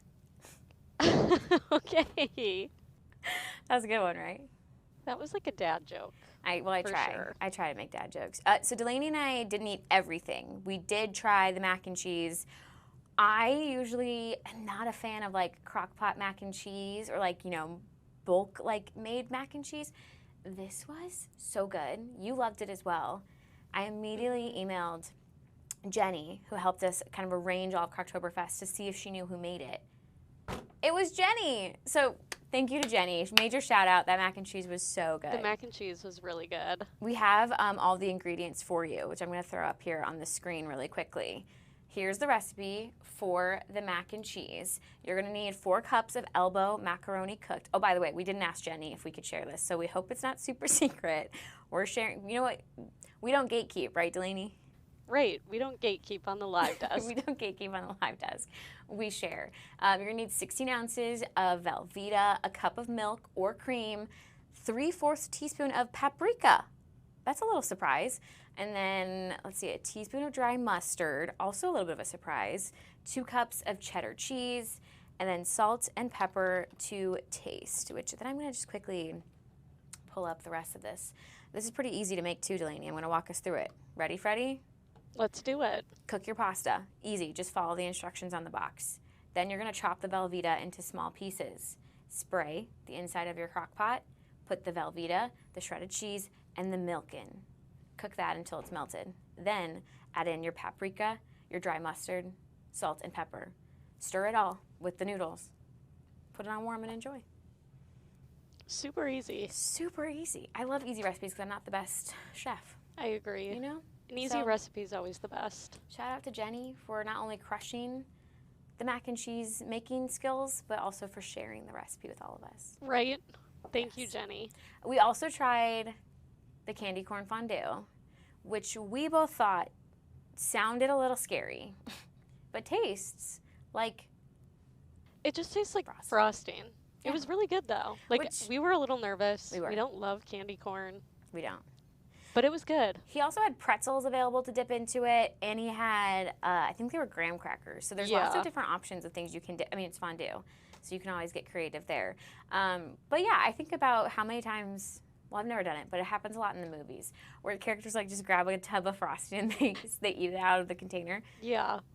Those people really love this dish. Definitely. Which I think is the perfect gateway into question of the day. Because believe it or not, you guys, it is National, say it with me, Delaney, Candy Corn Day. Which we have little props. We've got a little candy corn. I think it's a cookie, but I don't see the cookie in the back. Delaney has Mine shows the cookie in the back. Yeah, that's why I got a little nervous. I think it's a cookie, though. Yeah, it's a cookie. Candy corn. Delaney has the candy corn pumpkin, which I guess is like not a candy corn pumpkin. No, it's just a pumpkin cookie, but No, a candy pumpkin. What are those candies called though? Candy candy pumpkins? pumpkins? Because I guess candy corn wouldn't make sense because that has to be. No, probably a candy pumpkin. If I Google candy pumpkin, yeah, you have the candy pumpkin. I have the candy corn. We have talked about this before, so I'm curious if your answer has changed. Do you like candy corn? Still the same. Not my favorite, but if it's in front of me, I'll eat it. Okay. I have a pretty big distaste for candy corn, actually. I am not going to buy it, and if it's in front of me, I'm not going to eat it. I'm not going to complain. Like, I don't want to, I'm all about, like, loving what you love, and there's no reason to hate on what people love. So, like, if you want to eat the candy corn, go for it. More for you, because I'm not going to take any, but I don't want it. Yeah, I get that. Yeah. It's not for everyone. It's not. It's not. I did have a friend of mine that is her favorite candy, and that did concern me just a little bit. Like, Yeah. why is that your favorite? That's definitely not a top. No. No, it's It more like if shouldn't it's be. there, I'm eating it. Yeah. But I would never seek out candy Favorite? corn. My favorite? No way. All right, you guys know what's up next. It's time for True or False for National Candy Corn Day. True or false, every year 35 million pounds of candy corn are consumed worldwide. Oh, goodness. Okay. That's so many pounds, and I really am questioning why we're eating this much, but I'm going to go true. This one is true. 35 million pounds, which is 9 billion pieces of candy corn, are 9 eaten. billion. That's a Yeah. lot. That's a lot of candy corn. Yeah, that's a lot. I mean, happy National Candy Corn Day to everyone who celebrates. Delaney, I need you to start unwrapping your cookie because we're going to try them on air. We're going to do a taste test? We're going to taste. We can't just leave the taste test up to Howard. You're right. What are you thinking? But I was going to say something that, I'm crushing question of the day this week. I'm 100%.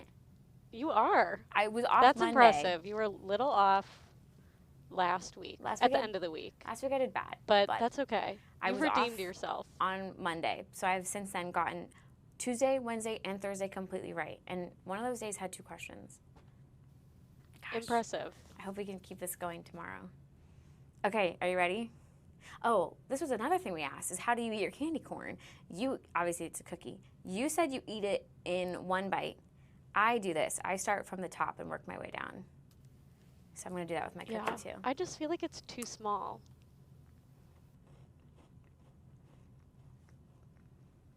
Okay. Much better than candy corn. It's a cookie. What are your thoughts? Much better than the candy pumpkin. Have you ever had a cookie at Starbucks? No. This is exactly like that. Interesting. Yeah. I didn't know they had cookies.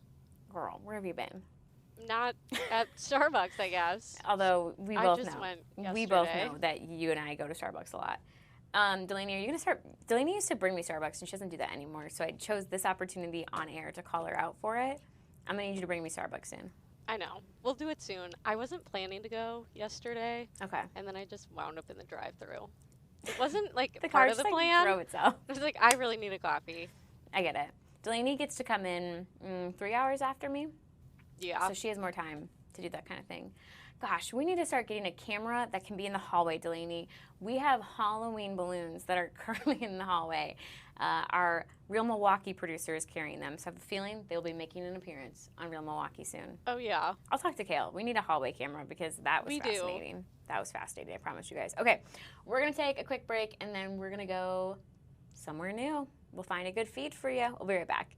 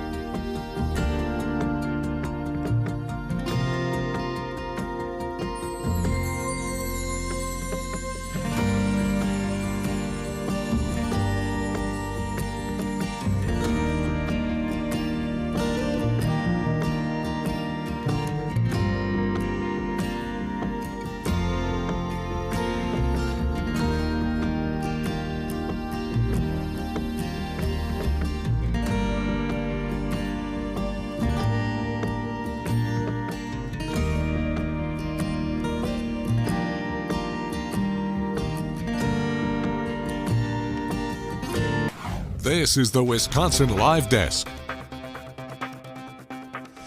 You guys, who needs a hallway camera when I got Taylor to bring in one of the balloons to the Wisconsin Live Desk? We have a ghost that's dressed up like a wizard. We have a friendly little pumpkin. I don't know if I can raise it. I'm going to pop this balloon in the closet. But I asked her when we can see these. Real Milwaukee tomorrow. They're going to have a special little Halloween edition. So, excuse me.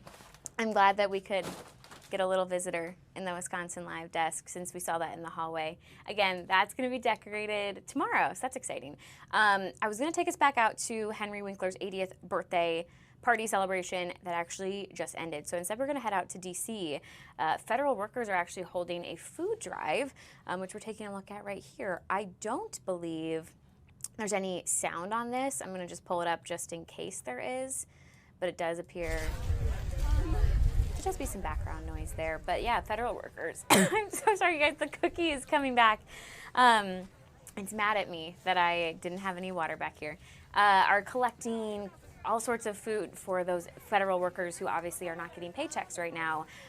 It comes as the clock kind of winds down for SNAP benefits. We know WIC has the potential to be ending. We talked to Andrew, who was talking about Head Start.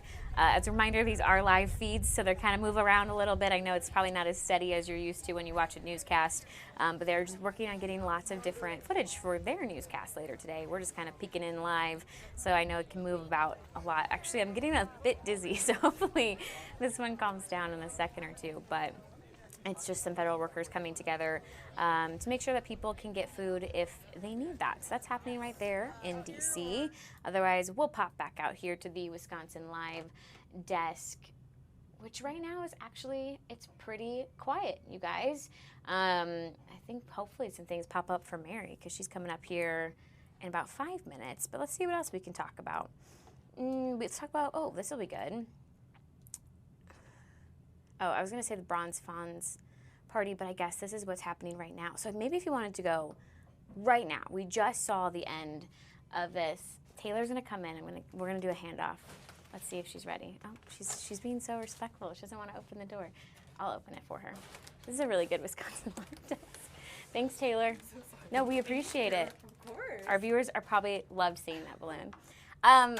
Henry Winkler 80th birthday bash. So obviously, we just saw that party starting at the statue. That was at 2 p.m., but there's so much more going on down there. They've got a balloon arch, party hats, there's a sing-along, giveaways, cupcakes, and more. So if you can make it out, go do that right now. Go celebrate 80th birthday bash. Another thing you can do, not for much longer, because we're in the final weekend here, the China Lights Lantern Festival, final weekend of that, and you are invited to come this weekend to celebrate Halloween. So they're actually asking you to come in costume. While you're there, you'll be able to trick or treat. Delaney, do you have, she's talking to someone. Delaney, do you have a Halloween costume plan for this year? I do not. How are you last minute going to put something together to go to the China Lights Lantern Festival? I do have black cat ears. Oh, yes. So those are always easy. Did you do your homework assignment with those black cat ears? No, I did not. My dog was not in the mood. Yesterday on the Wisconsin Live Desk, we talked about how Delaney is a golden retriever dressed as a black cat, and she has a golden retriever, Lennon. Yeah, Lennon. And so she was going to put the black cat ears on her golden retriever and take a picture. So maybe today Lennon will be in the mood. Maybe today. Yesterday she kept trying to eat them. She thought it was like a game. I understand. Which I understand. Yeah. But well, Zobrist, my dog, doesn't have any choice but to wear costumes usually. So he doesn't try to eat them, but he just he'll wear it, but his face will be like Mom, really? That's really? how Lennon is. If we put her in anything, so unamused. Yeah. Does not like it. Yeah. Yeah. But then he always gets rewarded with a treat. So then he's probably like, whatever. That makes up for it. He's like, let me suck it up now because then I get the treat. Right. You know? All right, I think we should actually go back out to Henry Winkler's 80th birthday. I just saw that we're looking at the cupcakes. Did you have one of those cupcakes in the newsroom today? I didn't. Did you? No, because I cannot eat cupcakes is what we've learned in the newsroom. I once tried. We had Brewers cupcakes one time, and The blue frosting was all over my fingers. I had to call Delaney and beg her to help me clean it up. I basically crashed out over a cupcake, so I did not do it today. But we can see actually here, Mayor Cavalier Johnson signing, I would imagine, what is a big birthday card for Henry. Let's see what else we can find. There's obviously some birthday shirts. Our photographer is trying to find us all the best things in this behind-the-scenes look at Henry Winkler's 80th birthday celebration. Delaney, quite the crowd. It is. There's a lot of people out there. A lot of people wanted to come out and celebrate. I was telling Delaney, it sounds, you know, the speaker clearly so passionate about Henry Winkler. I felt like at one point she got a little choked up thinking about how he made this his second home. Yeah, definitely. Okay, I would love to see how good the cupcakes are, because I missed it a little bit. But fun. Yeah, as I said, clearly the birthday celebration is still happening, Delaney, so if they want to go out, they should go out. You should definitely get down there. It looks busy. It does. I would say go now. Hopefully they still have cupcakes. Again, this is right by the Bronze Fonz, which is in North Riverwalk Way in Milwaukee. Very fun. Okay, Delaney, anything else we should do these last few minutes here on the Wisconsin Live Desk? If people can't tell, the feeds are being a little quiet right now. I know, the feeds are a little slow. We need more Howard Hour. We do. We need Howard again. Yeah, maybe I'll put up the ingredients for that mac and cheese one more time. Because oh yeah, let's run through that quick. People need to screenshot this if you're on your phone. Take a picture with your phone if you're watching on the web, because I'm telling you, this mac and cheese recipe will not disappoint. This was a part of our Croctoberfest. Our very own Jenny Trick made this one for us. So again, you need 4 cups of elbow macaroni cooked. You need 16 ounces of Velveeta, a cup of milk or cream, 3/4 teaspoon of paprika, 1 teaspoon of dry mustard, 2 cups of cheddar cheese. Then you're gonna add some salt and pepper to taste. I also wonder if you could do a little bit more dry mustard, because that sounds like that secret ingredient. That would be so good. And then you basically throw it all into a crock pot. So first you're gonna need to cook the pasta, then you're gonna chop your Velveeta, and then you're gonna put your Velveeta, your shredded cheese, and your milk all into the crock pot. Cook that on low until it melts evenly. Add the paprika, the dry mustard, the salt, and the pepper. Stir all of that. Make sure you, at some point, put your cooked macaroni in this. Put it on warm and enjoy. Delaney, we heard Howard give a rating of, I think, 8.5 for this mac and cheese. What would you give the rating? Ooh, I think it was like a 9. It was really good. I think it was probably like a 9.3. Yeah, it was a good mac and cheese. It really was. I mean, you know it's good when you go to the effort of finding out who made it and what the recipe is. True. Which we already did all of that legwork for you. So now you just got to screenshot and try it for yourself. Is Mary back there? Yeah, Mary's back here. All right, let me pull Delaney off the camera. She's getting talking to Mary, because Mary's about to take over here and get us until 3:30, which will be exciting. But yeah, let me take a wide shot again. Henry Winkler's 80th birthday party. We're just taking a look kind of at the crowd. There's so many people out there, really all different ages, all different genders. Everybody wanted to come out to the Bronze Fonz, get those cupcakes, and sing happy birthday. I think they have some giveaways too, which I don't know about you, but I always love a good giveaway. If it's free, it's for me. I always liked that saying. Okay, that's going to do it for me here on the Wisconsin Live Desk today. I've got you tomorrow from 12:30 to 2:30 with our very first guest live in the Wisconsin Live Desk room. If you missed it, we have a party animal joining us tomorrow from right here in Milwaukee. Brady's going to be here. Make sure and tune in for that. But of course, the Wisconsin Live Desk not ending. It goes until 3:30. Mary Stoker-Smith is here in the wing. We're going to take a break, and then it'll be Mary when we come back. Thanks so much for joining me today. But Wisconsin Live Desk continues after this.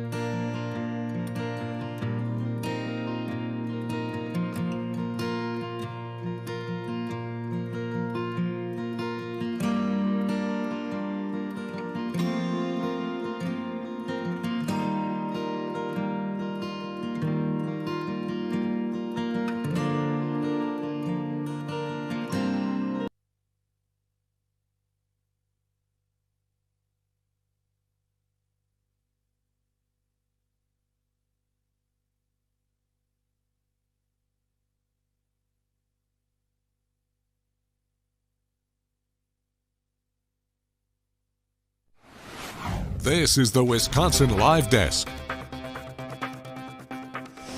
afternoon, everybody. Mary Stoker-Smith coming at you here from the Wisconsin Live Desk on this Thursday afternoon, the day before Halloween. Your pre-Halloween hit. That's what we'll call it. Yeah, we're getting you ready for the spookiest night of the year. We have a lot of things to talk about, including all those important trick or treat times, because this year, kids in Milwaukee actually get to go knocking on the doors for their candy on the actual day of Halloween and at night. Yeah, it's tomorrow night. So we're going to give you a rundown of all of the festivities going on here in southeastern Wisconsin. We'll take a look at the forecast to find out if those kids need a little long underwear underneath their costumes or maybe over it, and how that candy will fare. Will there be rain? Will there be snow? We've had some snowy times.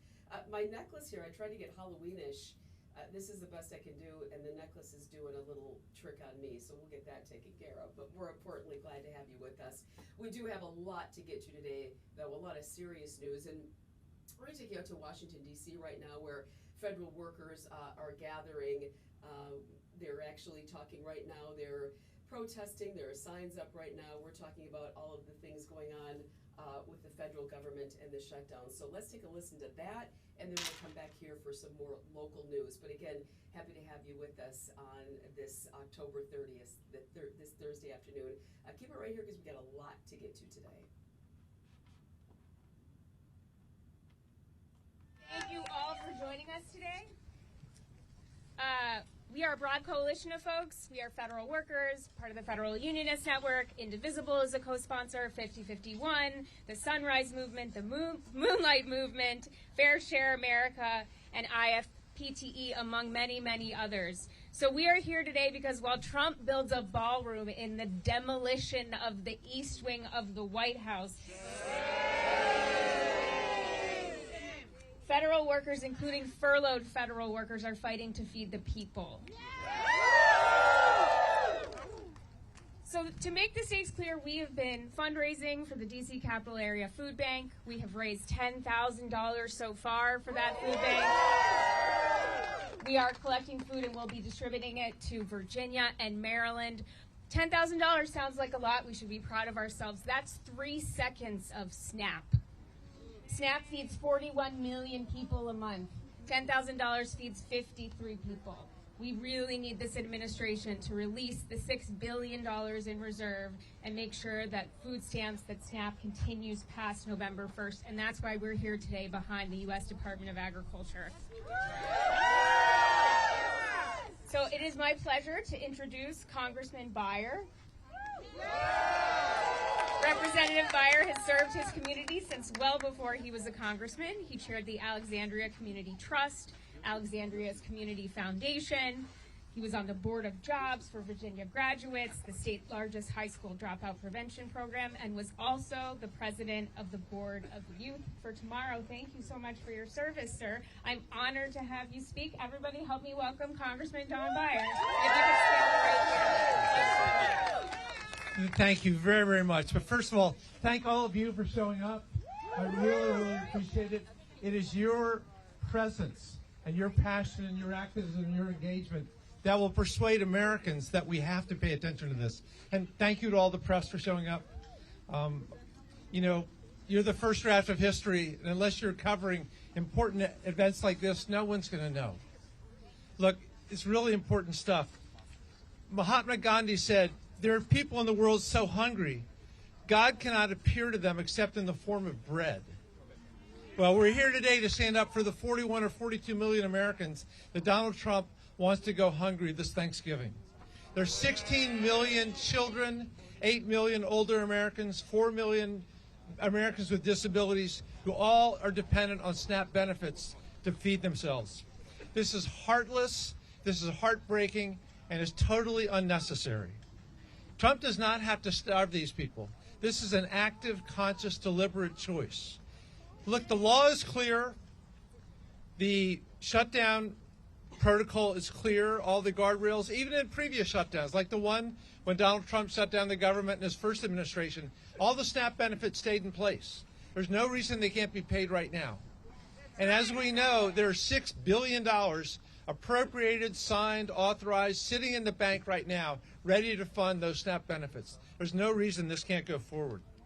But somehow, Donald Trump and Russ Vought have decided to punish 42 million Americans and to use them as leverage to try to make the point that health care costs should go up by 30% or more for every American.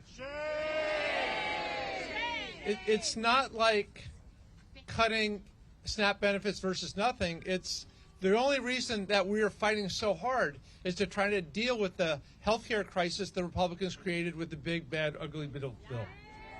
You know, Democratic attorney generals across the country are fighting this in court right now. They may win. People who live in those states may get it. I'm a Virginian, and I'm sad to say that our attorney general, Jason Miyares, refused to join that lawsuit. And you have been listening to federal workers there collecting food as we enter day 60 of the government shutdown. And as we have been reporting, SNAP benefits running out on November 1st, that's Saturday. So many communities around the country gathering to collect food and making sure that nobody goes hungry during this government shutdown that, again, is in day 30. We'll see if there's an end in sight. We're going to update you, obviously, as soon as we can with more information.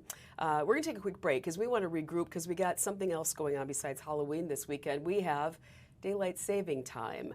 How do we get through it? It's a struggle every year, but it's still here. We have a sleep expert, a doctor, coming up on the other side of the break with some very important tips and some that you may not have thought of when we come right back here on the Wisconsin Live Desk. Stay with us.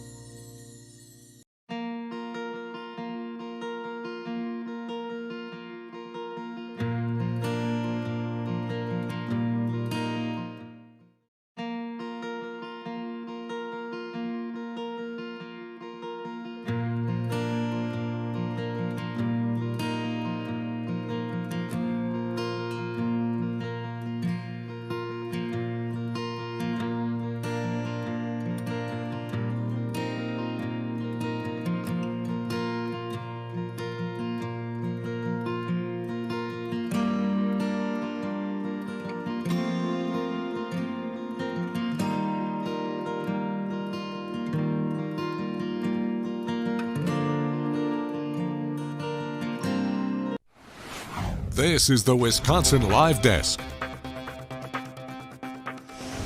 Welcome back, everybody, to the Wisconsin Live Desk. So happy that you're with us on this Thursday afternoon. Beautiful day here in southeastern Wisconsin.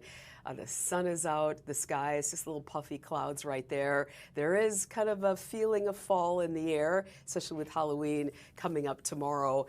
And it's going to be so nice because, again, as I mentioned, some kids will be trick-or-treating later. The good news is they're going to have a little bit of light, as sunset last night was at 5:47. So right around 5:45, just as they enter their trick-or-treating, they're going to have a little bit of light left. But as you know, come Sunday, it's going to be dark. It's going to be dark, it's going to be early, and it's an adjustment. How do we get through this? We go through it every year. But every year, we all seem to struggle with daylight saving time. And as you know, we fall back. Yes, you may get an extra hour of sleep, but then you got to adjust somewhere, right? And figure all this out to get right. I don't know about you, but I hear a lot of people say it takes me at least a week. I know for me, at least a week. And I'm a second shifter, or maybe 2. So we're going to get you ready. We're going to get you prepared. We have a doctor, a neuroscientist actually, joining us now here on the Wisconsin Live Desk. And we are so excited that he is with us because every year we, again, struggle and we need some tips. So, Doctor, I am so glad that you're with us today. Thank you for being with us. Tell us a little bit, introduce yourself and tell us a little bit about your background, because you really are all things defined sleep, as our graphic right there says. Yeah. So I'm a trained PhD scientist, worked as a professor half my career in medical schools, and then eventually went into starting my own company, a biotech company. And this company developed a new over-the-counter treatment for insomnia. So that's where I got familiar and with all things sleep. Yeah, and that's just so important. I mean, we joke about this every year that, great, we get to fall back, and so we get that extra hour, and this is wonderful. But then at some point, we all look out at 5 o'clock and it's dark. So I would say at the very onset, let's back up a little bit. What should we be doing, say, Saturday, November 1st, to get ready, because the clocks actually need to change at 2 a.m. And while we don't, many of us physically have to go through the changing of the clock. My mom's old school, by the way. She's got a lot of clocks that she has to turn, but a lot of our phones will reset automatically. So if you're going to have that update, obviously, on your own clock, but what can we be doing to make a smoother transition for the next day, Sunday, when this actually happens? Yeah, so most sleep experts agree that things like daylight savings will wreak havoc on your normal circadian rhythms. And so the only way to really adapt to them is to prepare for them. And, it's quite soon now, the daylight savings this weekend. So most people would say, even weeks before, you should start shifting your schedules to the new schedule. Maybe like every couple days, shift it by 15 minutes, but slowly adapt your brain so it gets used to the new cycle. If you do it the last minute, it helps, but it's not going to have as big of an effect, unfortunately. Yeah, exactly. So weeks before, I had never heard that. So we should really start tonight. You're saying just kind of, so what are you saying, then just get to bed a little bit earlier? Yes, just gradually adjust your bedtime to what the new time would be. Typically what people do is like change it by 15 minutes one night, wait 3 nights, change it another 15 minutes until you're at that new time zone or time. Right. It can be really hard to do, particularly with Halloween being on a Friday. People are out to parties, kids are trick-or-treating. I mean, it's kind of a big ask, and a lot of people have a hard time doing that. So if they do have to start, and they do start at Saturday, and say, well, I just can't do this, I can't get to sleep earlier, what are some of the things we can do? We talk about, I was thinking about some foods to help people fall asleep, but you had mentioned there are some supplements, some safe supplements to help people make this transition. Yeah, that's correct. Certain foods, certain lifestyle changes also can help. But in terms of supplements, they're gaining more and more popularity. And I'm talking about over-the-counter natural plant-based sleep supplements. Sometimes they're not plant-based. Things like melatonin, things like magnesium, and in addition, cannabidiol, CBD, is a more commonly used supplement these days. In fact, our company actually recently completed a clinical trial and published this trial showing that this new supplement can actually increase how much good quality sleep you get. So unlike most things, products out there, it doesn't sedate you or make you groggy the next day. What it does is once you fall asleep, it helps you sleep better. And so this is a natural, safe, plant-based product that can be used every day and has no habit-forming properties. You had talked about magnesium, and I had used that at some point, for a certain period, but I felt like I couldn't get the dosage right because magnesium obviously is a natural element. It's something that we find in our food. So I thought, well, am I getting enough with my leafy greens? Maybe not. So again, because I'm a second shifter, and if I've had to quickly fall asleep, I've used it, but I'm not always sure about what dose. If you want to be very careful, if you're new to one of these supplements like you had mentioned, like magnesium, what should be the proper and safe dosage for people? Well, I wish I could give you a great answer for that, but unfortunately for things like magnesium and even melatonin, there isn't a lot of guidance given on the dosage. And oftentimes people are using the incorrect dose. So in the end, you sort of have to be your own guinea pig. But there are reasonable, what I would always urge in situations like this is start low and adjust your dose as necessary until you see the effects that you want, hopefully without any side effects. But yeah, sadly that there isn't really a lot of strong evidence on what dose you should take. Yeah, so you always, it could be safe just to say, hey, let's check in with our doctor, before we start those things. Yes, I think that's a great idea. We always urge people to talk to their doctor about any products that they're taking. And the other thing that's important with supplements, which I wanted to point out, is that you need to really pick ones that are trustworthy. And by trustworthy, I mean ones that actually have had their analytical testing done on them to show that they actually have the proper concentrations of the products that they say they do. So as you can imagine, there's many things out there. You can even buy things at the gas station. You have to be really careful when you go picking a supplement to try. You talked about a little bit in your note when I was prepping here for your interview. You had said something like, and you mentioned this, small changes in your sleep like this, where we're taking about a week or two to adjust, can really affect your cognitive ability to do things. But everybody's got to go to work. Everybody's got to go to school. You talked about two things here. About how long can we expect for our bodies to adjust? And then what can we do? Because again, most people don't have the luxury of saying, I'm going to take a 2-week vacation to catch up with this. What are some of the things we can do so that we're not putting ourselves in danger? Yeah, so, in terms of how long it takes people to adjust, unfortunately, humans are quite variable, and sleep is quite variable in humans.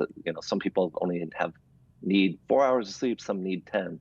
So there isn't like a magic formula for everyone, and how quick you adjust to your new time situation varies person to person. But what I always say is that there are things that you can do.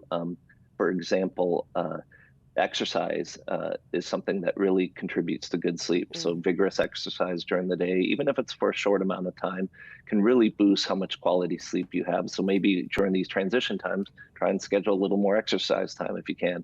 Also things like avoiding large meals, all the sleep hygiene sort of things. You have to be especially vigilant about it during these time changes. Yeah, well, and this is the time that we head back into the gym because at least here in southeastern Wisconsin, it gets pretty chilly pretty quick. So again, that could be good incentive, get into the gym there and get a good sweat at some point during the day because yeah, that definitely aids in sleep. That's a very good tip, that I didn't think about. So again, that's nice. Any other, foods that you would recommend? Like if you didn't want to do the supplements, like I was joking to you about Thanksgiving, turkey, tryptophan, but then I heard at some point that's a myth. Is that true? There are certain foods that really do induce sleep? Yeah, I mean, there's a lot of conjecture about different foods potentially influencing sleep. I wouldn't say that there's, a wealth of strong clinical evidence, which is the kind of things that I like to follow as a scientist. But interestingly enough, I just recently was asked to comment on a story about cherry juice of all things. Yes. This tart cherry juice that it actually also randomly happens to contain melatonin. So, these researchers found that a little cherry juice can actually help you sleep better. But yeah, I think more than anything is, having a good diet, balanced diet, with vegetables and fruits and things like that, and then not eating too late, not eating big heavy meals late at night. Yeah, exactly. And I heard the cherry juice thing. I bought some years ago. I think we had a doctor in-house for a talk show that we did here, and I got to bring that back. I always thought, oh, but if nothing else, it tastes good. Can we get the sweetened cherry juice? Because it can be awfully bitter if you get the unsweetened. Is that okay? I know you're saying eat healthy, avoid the sugar, but yeah. I mean, I think a little sugar is okay, but okay, good. But some of these, I think you'd have to look carefully at the juices you buy, because some of them are, fortified with extra sugar. So yeah, exactly. You just have to be careful. Yeah, exactly. That's the thing. I mean, they're good for you, but you really do have to, watch that sugar content. So, yeah, Dr. Paul Muchowski did. Am I saying it right, Muchowski? That's Muchowski, yes, that's right. Yeah, Thank all you. right. I was just going to call you Dr. Paul, but thank you for being here. Some really important sleep aids, and again, we always forget, so it's important to have these reminders, and you've given us a couple extra tips. So happy sleeping. Pleasure to have you on the desk, and hopefully we'll see you again. Thank you. Thank you. Yeah, I mean, 70 million Americans suffer from sleep deprivation, so it's a real issue. It really is. Yeah. Thank you. Have a good weekend. Okay, you too. Thank you. You bet. Well, how about that? Bring on the cherry juice. Oh, yeah. The tart stuff is hard, but if you get with just a little bit of sugar in there, yeah, it's pretty good stuff. And, our Door County, they make a lot of those good cherries and cherry juices that you can find in the store at a reasonable price. So that's something I will be looking at this. In fact, hubby's headed to Woodman's today, so I'm going to text him and say, hey, grab some cherry juice, BTW. We do have a lot to get to today.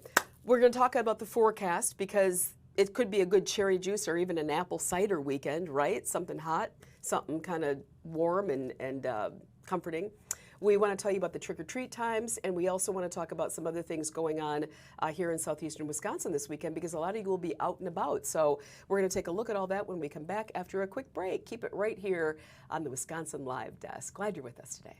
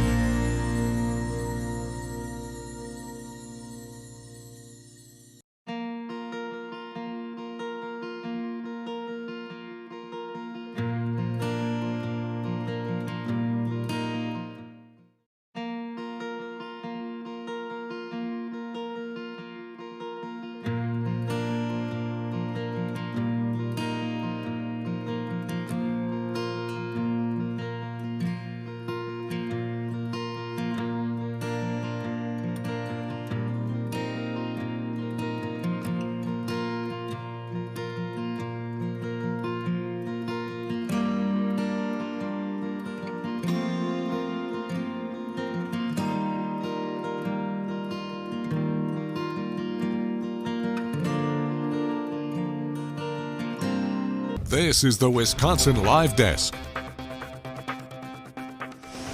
Happy Thursday, everybody. Mary Stoker Smith coming at you from the Wisconsin Live Desk. You ready to celebrate Halloween tomorrow? We are. I know you are. For some people, it's one of their favorite holidays, so to speak, of the year. Time to kind of celebrate your alter ego. Get dressed up, and it's an excuse to eat candy. You know, it's the one day a year. Let loose. Why not? Who doesn't love a good Snicker? What's your favorite candy? Send me a message there on my inbox if you can, and just let me know. It's kind of fun. We did a bulletin board here right outside of our area about what's the worst thing to hand out for Halloween. What's the worst thing that you ever got in your little trick-or-treat bag or pumpkin? We'll come back to that, give it some thought, and we'll tease that ahead. But in the meantime, we are going to take a look, if you are headed out and about this weekend, maybe just for a Halloween party or to do some leaf peeping or just to celebrate this wonderful time of year in southeastern Wisconsin. We got some traffic issues to tell you about. Now I'm going to pull up, this is kind of celebratory of the weekend, right? Because it's kind of like a trick. Not a treat. That's our ENG camera right there, one of our cameras on the road that we have, and it's stuck. So again, that's our prank, our trick. But that kind of gives you an idea of what could be going on because we have a long-term closure on I-94 to tell you about, as you see right there on the full screen. Now, as you can see, there's going to be a single lane in each direction between 70th and Zablocki Drive. Then the Howley, and that's a very, very popular one, if you will, very congested, usually always with a lot of traffic, Howley Road interchange, and the I-75 system ramp to I-94 West. And here's another heavily traveled area, the 68th Street entrance ramp to I-94 East. These are long-term closures for this road project that are going to be going on I-94. They will start on Monday in earnest, and again, beginning Monday, November 3rd. So expect to change your route to work, maybe your route home, starting on Monday morning. Really important because you don't want to get caught off guard there, and there could be a lot of congestion, maybe on a way that you're used to going because of that. So that's important to note. We'll keep reminding you of that, of course, right here on Fox Local and also on our newscast coming up throughout the coming days. Let's go ahead and take a look, though, at our all-important forecast this weekend, because again, a lot of you are going to be headed out, a party, trick-or-treating, just going out and about this weekend. And as you can see here, we have pretty favorable weather. Today, gorgeous out there, mostly sunny, 56. Tomorrow, about the same temperature, but with that cloud cover, it could feel a little chillier. So if you do have a little one headed out to do some trick-or-treating, or maybe you're going out to an event, definitely get use a jacket, do something there to keep yourself warm. I have hand warmers I packed just in case. Those are always really good, right?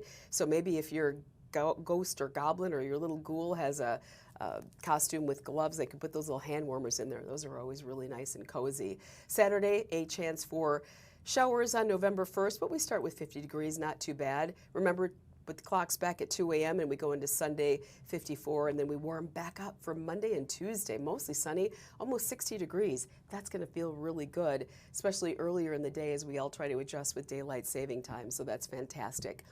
If you are headed out and about tomorrow to do some trick-or-treating, well, we got a lot. There are so many trick-or-treat times to list. Here are a few of those. Milwaukee, obviously, the most populated area. Kids are going to start at 5:30 officially, and it will wrap at 7:30. Brookfield, 5 o'clock till 7:30.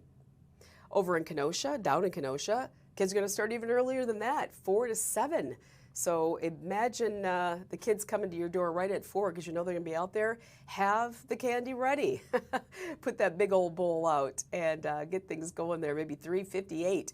Menominee Falls, they start at 5:30 as well, go till 7:30, and then Waukesha is going to go from 5 o'clock until 7 o'clock tomorrow night. We also have done many stories about with these trick-or-treaters out tomorrow night, as you can see there, and it will get dark with sunset in Milwaukee. Our area being about 5:45-ish. Be very, very, very careful. This is unfortunately a time when a lot of accidents occur, and we have done a story recently that most kids are at risk of being hit by a car, just have to say it, on Halloween night as they're trick-or-treating. So please be careful. If you don't have to drive, don't.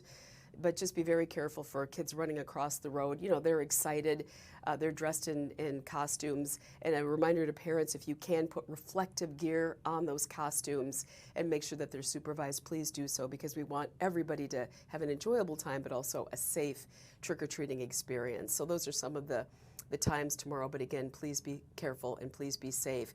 We also want to remind people that there's a lot going on. We have a trick-or-treat, there you go, a trick-or-treat, we're going to call it your Halloween headquarters with all the haunted houses, the costume shops, and all the times on our Fox Local app right there. We also have it on fox6now.com, but we really are pushing you for the app there, because that's where we spend a lot of our time, and we want everybody to get accustomed to that app. It's really a wonderful thing, well laid out, and our web team has done a fantastic job making sure that it's handy dandy and easy to use. But visit our Halloween headquarters if you haven't. We have all times on there. There's a lot of listings. I went through them today and I was amazed at how much is going on this weekend.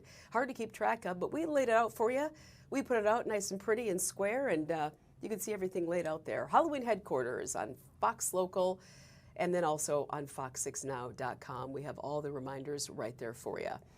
What are you doing this Halloween? Are you planning on celebrating at home? Maybe just watching some scary movies, popping some popcorn, making a cup of hot chocolate? Are you headed out and about to see all the trick-or-treaters?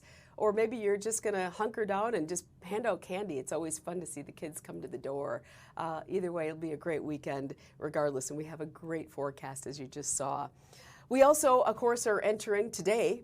We hit day 30 of the government shutdown, and tomorrow we enter day 31. So there are some adjustments being made there. We're going to talk about those and some other things going on locally when we come back here at Fox Local. But we're going to take a quick break, regroup, and we'll see you on the other side. Keep it right here. We'll be right back.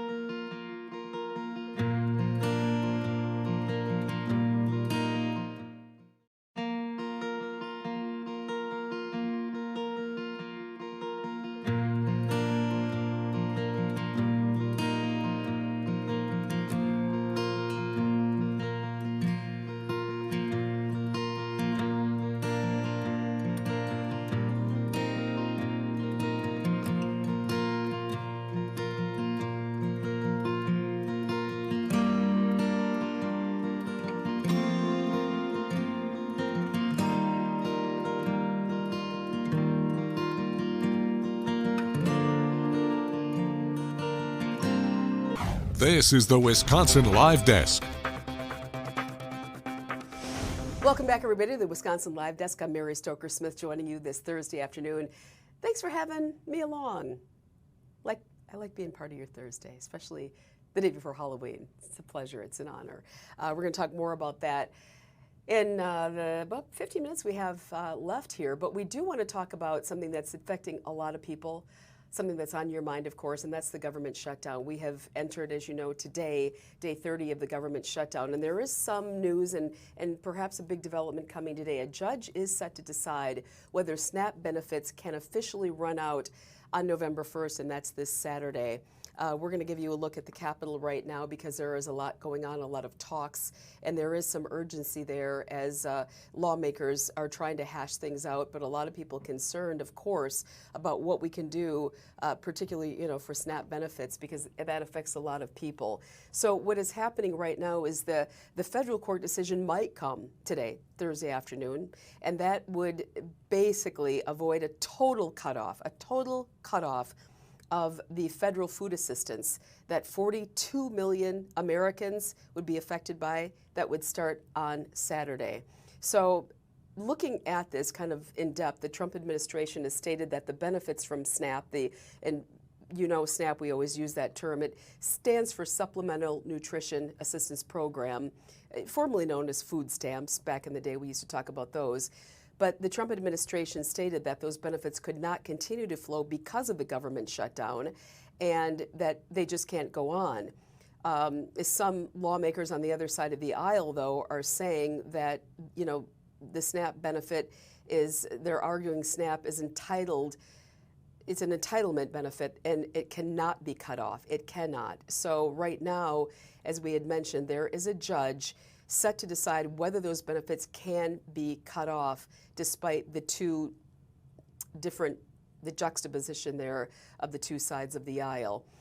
Even if emergency funds are tapped for those SNAP benefits, administrators are saying that this basically is going to fall short to carry through November. So that's kind of the big thing is, exactly how long could this go on? So even if the judge does rule this, and there are some funds allocated to help SNAP benefits, help people get the food that they need at the grocery stores and keep families fed, if this government shutdown keeps going, because right now there is no end in sight, how long would those benefits then be available? Hopefully the government shutdown will end and this will be a moot point, but in the meantime, we are less than 2 days away from those benefits potentially being cut off. At this point, that's what's on the books and that's what looks to be what's happening.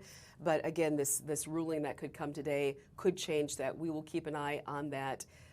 That ruling, of course, hasn't happened yet. I keep checking, but that judge will decide whether those SNAP benefits can be cut off. We'll definitely keep an eye on that. Our Andrew Amuzu is going to be talking about how daycare can be affected by this government shutdown because people got to go back to work on Monday, as you know, or Head Start programming, rather.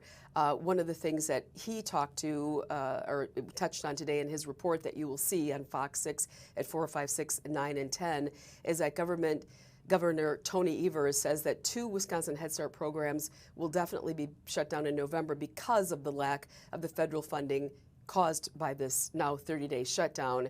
More than 275 children will lose access to the early education and the care that it provides why parents are at work and hoping for that, of course, the kids to be at the Head Start program. The shutdown services would start Saturday the 1st, and of course, until a new federal grant is issued, that would continue. Andrew is going to talk about specific closures here in southeastern Wisconsin, southwestern Wisconsin as well. And one of the people that he talked to said, a lot of us depend on this educational assistance to get us through. My aunt is a former Head Start teacher, and even the teachers there, you have to understand, are affected. It's not only the families and the kids, but of course those who are leading those Head Start programs. So we'll keep an eye on that, and we will figure out exactly where we're going to go with that. Andrew, a welcome addition to our staff. He hit the ground and running, and we look forward to his thorough report coming up here a little bit later in the day on our newscast. We'll keep an eye, of course, on the shutdown. A lot of programs affected. A lot of people are worried, and a lot of people having to go to work without a paycheck are also concerned about what they need to do to get the bills paid, especially the essential workers who are required to be at work despite not getting a paycheck. We've heard from a lot of people very concerned over the last several days right here on Fox 6. We're taking a look around right now. No major events to tell you about on the road if you are heading out and about tonight. Traffic, with the exception of all those closures going on Monday, no traffic concerns, at least right now. Weather seems to be cooperating, and we are just looking forward to sports resuming this Sunday. As you well know, the Packers are going to be playing. Squeaked out a win against Aaron Rodgers last week. What a game that was. We were concerned that number 12 may triumph, our former number 12, should I say, but the Packers successful in that win over Pittsburgh last Sunday. Will they do it again this Sunday? Hopefully they are prepped and ready, and maybe they got a little Halloween candy to give them a little spring in their step with that sweetness. We'll see. We'll see what's going on. As you know, the World Series, though, continuing, of course, on Fox 6. Right here, you can watch it. The next game is set for tomorrow evening, Friday. It's been quite a series, as many of you have known. Yeah, the World Series, a lot of you have been watching this very, very intently because it really has been exciting to watch. We saw what happened the other night. Yeah, Monday night, officially the second longest world game in history. Felt like the longest for a lot of us. Felt like it was forever, kind of like the feels like temp, right? Maybe 60, but when you get that strong wind coming off Lake Michigan, well, maybe feels like 20, and that's what it felt like that night. Yeah, the game really just kind of came down to 18 innings, the longest postseason game in terms of time, that is, in MLB history, 7 hours, 20 minutes, of course, and the Dodgers beat the Red Sox there in another historical event. But in this event, as you know, as we saw here, the Dodgers doing really, really well against our team to the north. A lot of people saying they'd like Canada to take this. Do they want the Blue Jays to walk off with it? Would be something that we don't always see. We see the Dodgers win a lot, but we have to see. With the victory, Los Angeles became the first team ever to win a World Series game after trailing in the 11th inning or later. We have seen these Dodgers with their hitters, with their pitchers, just doing a phenomenal job. But that game will be talked about for a long time again on Monday. It was the second longest, again, World Series game, 18 innings. The longest postseason games was the 2018 World Series, Dodgers and the Red Sox, of course. So that was crazy. That actually may have been the longest postseason games in terms of time, with the 7 hours, 20 minutes. I misspoke on that because the Dodgers, that's right, that was the longest time. We were the second longest in terms of the 18 innings, and of course that time that we played on Tuesday. So for baseball aficionados, yes, Game 3, 2018 of the World Series, Dodgers 3, Red Sox 2, 18 innings, longest postseason game for time. But that was a big one. So they'll play again tomorrow night, of course, Blue Jays, Dodgers, right here on Fox 6. Keep it here. First pitch is, well, let's bring in Delaney because we haven't seen Delaney today. You know how much I like pulling up Delaney. Here we go. I'm going to pull. Let me make sure that she's proper, though. I know that she was munching on something that looked really delectable. I don't know if there's any left, but I would like to. I can see you, Delaney, up there.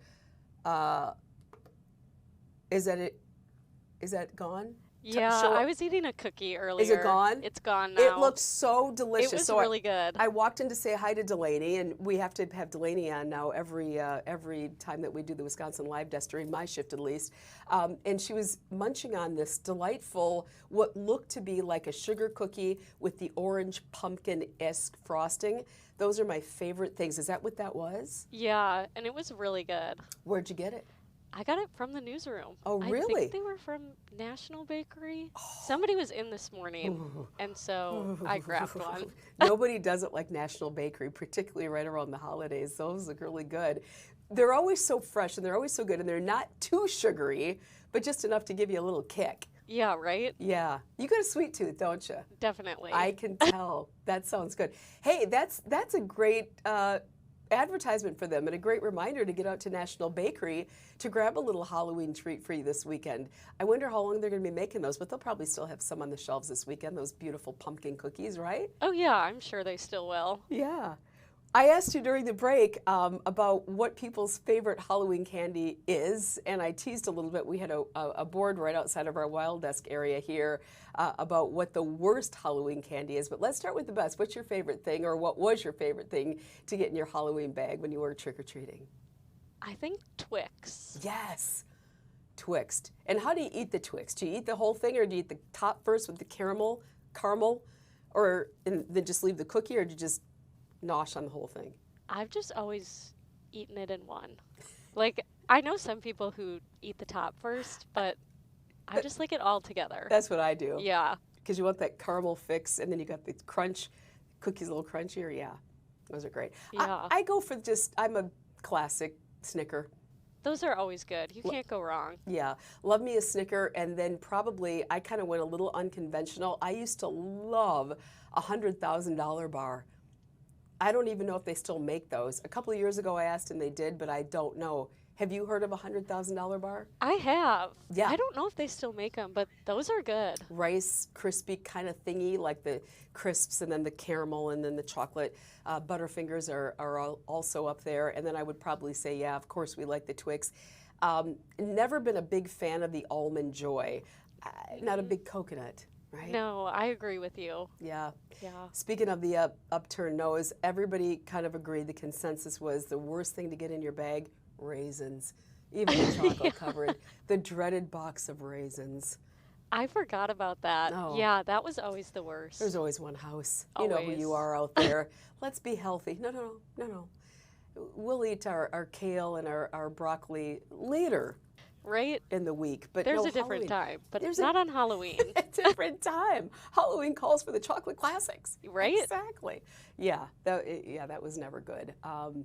Yeah, and then I love those houses that give out the big size. We never had that growing up, but now I hear there are some houses that are like, oh, here, take the big size. And I'm like, those were the best. Yeah. Like growing up, there was this one house, they always gave out the king size candy bars, Really? but you had to get there first.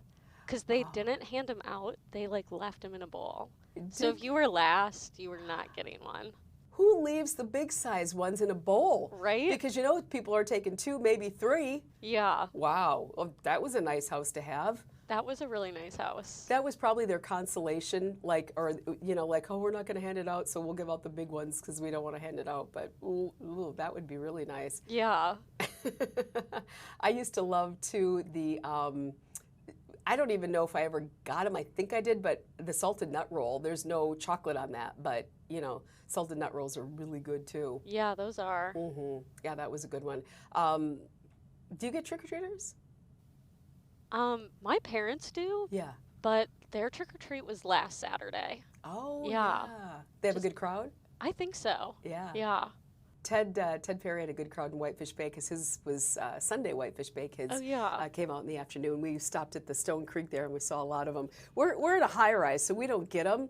So I'm going to make sure I get my run in on Friday and then run through the areas in Milwaukee there by our place to see the kids because I just love it. It's always fun to see. It is so much fun. It'll be a good night. And again, we want to stress safety, careful for people who are out and about. Just watch for the kids walking around because, yeah, that's important. Delaney, why don't we pull up the graphic one more time of the trick-or-treat times and then, we'll tease ahead. Yeah, why don't we go ahead and do that again. Trick-or-treat times, Milwaukee 5:30. See you at 5:30. Don't come early now because people may not be ready. See you right at 5:30. And then at 7:30. Brookfield, 5 o'clock to 7:30. Kenosha, you're going to start at 4. Kids are going to get a head start on that. They get a full 3 hours. Good on them. Menominee Falls, 5:30 to 7:30. And then Waukesha, you get 2, but you're going to start at 5 to 7. So those are the trick-or-treat times. If you're headed out to a party, of course, careful, but have a great time. Should be really, really, really great weather. Let's go up and pull the graphic up real quick of our 6-day planner because tomorrow looks to be pretty good. A little bit of cloud out there, but 54 degrees. And we all know we have had practically snow. I don't know how much snow, but at least at Grapple. We've had rain, we've had wind. Usually Halloween, it always is like thud, fall is here, but not this year. Fall colors are abundant. Leaves are still on the trees, and it should be just a really great time. So have a wonderful, wonderful weekend. Happy Halloween. Enjoy yourself. Treat yourself. Remember to watch out for the kids, but also celebrate the season with something pumpkin, whether it be a pumpkin coffee, pumpkin latte, or a pumpkin muffin. Yeah, 'tis the season, right? We'll keep an eye on the government shutdown. We're going to bring you more local coverage coming up on our newscast tonight. Remember the World Series tomorrow night right here on Fox 6. And of course, we're always going to be with you here on the Wisconsin Live Desk. It's been a pleasure to be with you today. I'm Mary Stoker Smith. I'll see you next week, but I'll see you tonight on Fox 6 News at 5. Have a great weekend.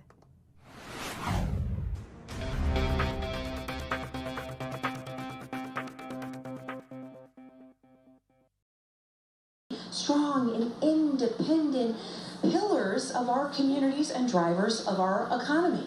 And I released my Growing Virginia Economic Plan because, frankly, we need to ensure that any business owner has the ability to bring in a workforce ready for the challenge.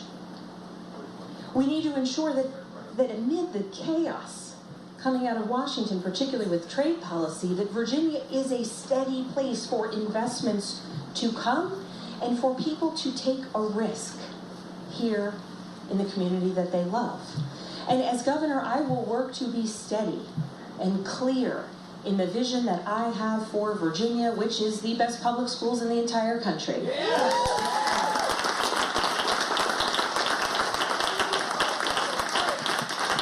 Which is a governor who is focused on lowering costs and being as effective as possible in pulling on any and every lever to increase housing supply and address the issues of affordability that impact our communities. And I am focused on being a governor who will stand up in the face of the challenges we see coming from Washington. Because at this moment, I believe that Virginia has the opportunity to lead the way. And I want to ensure that if ever there is a little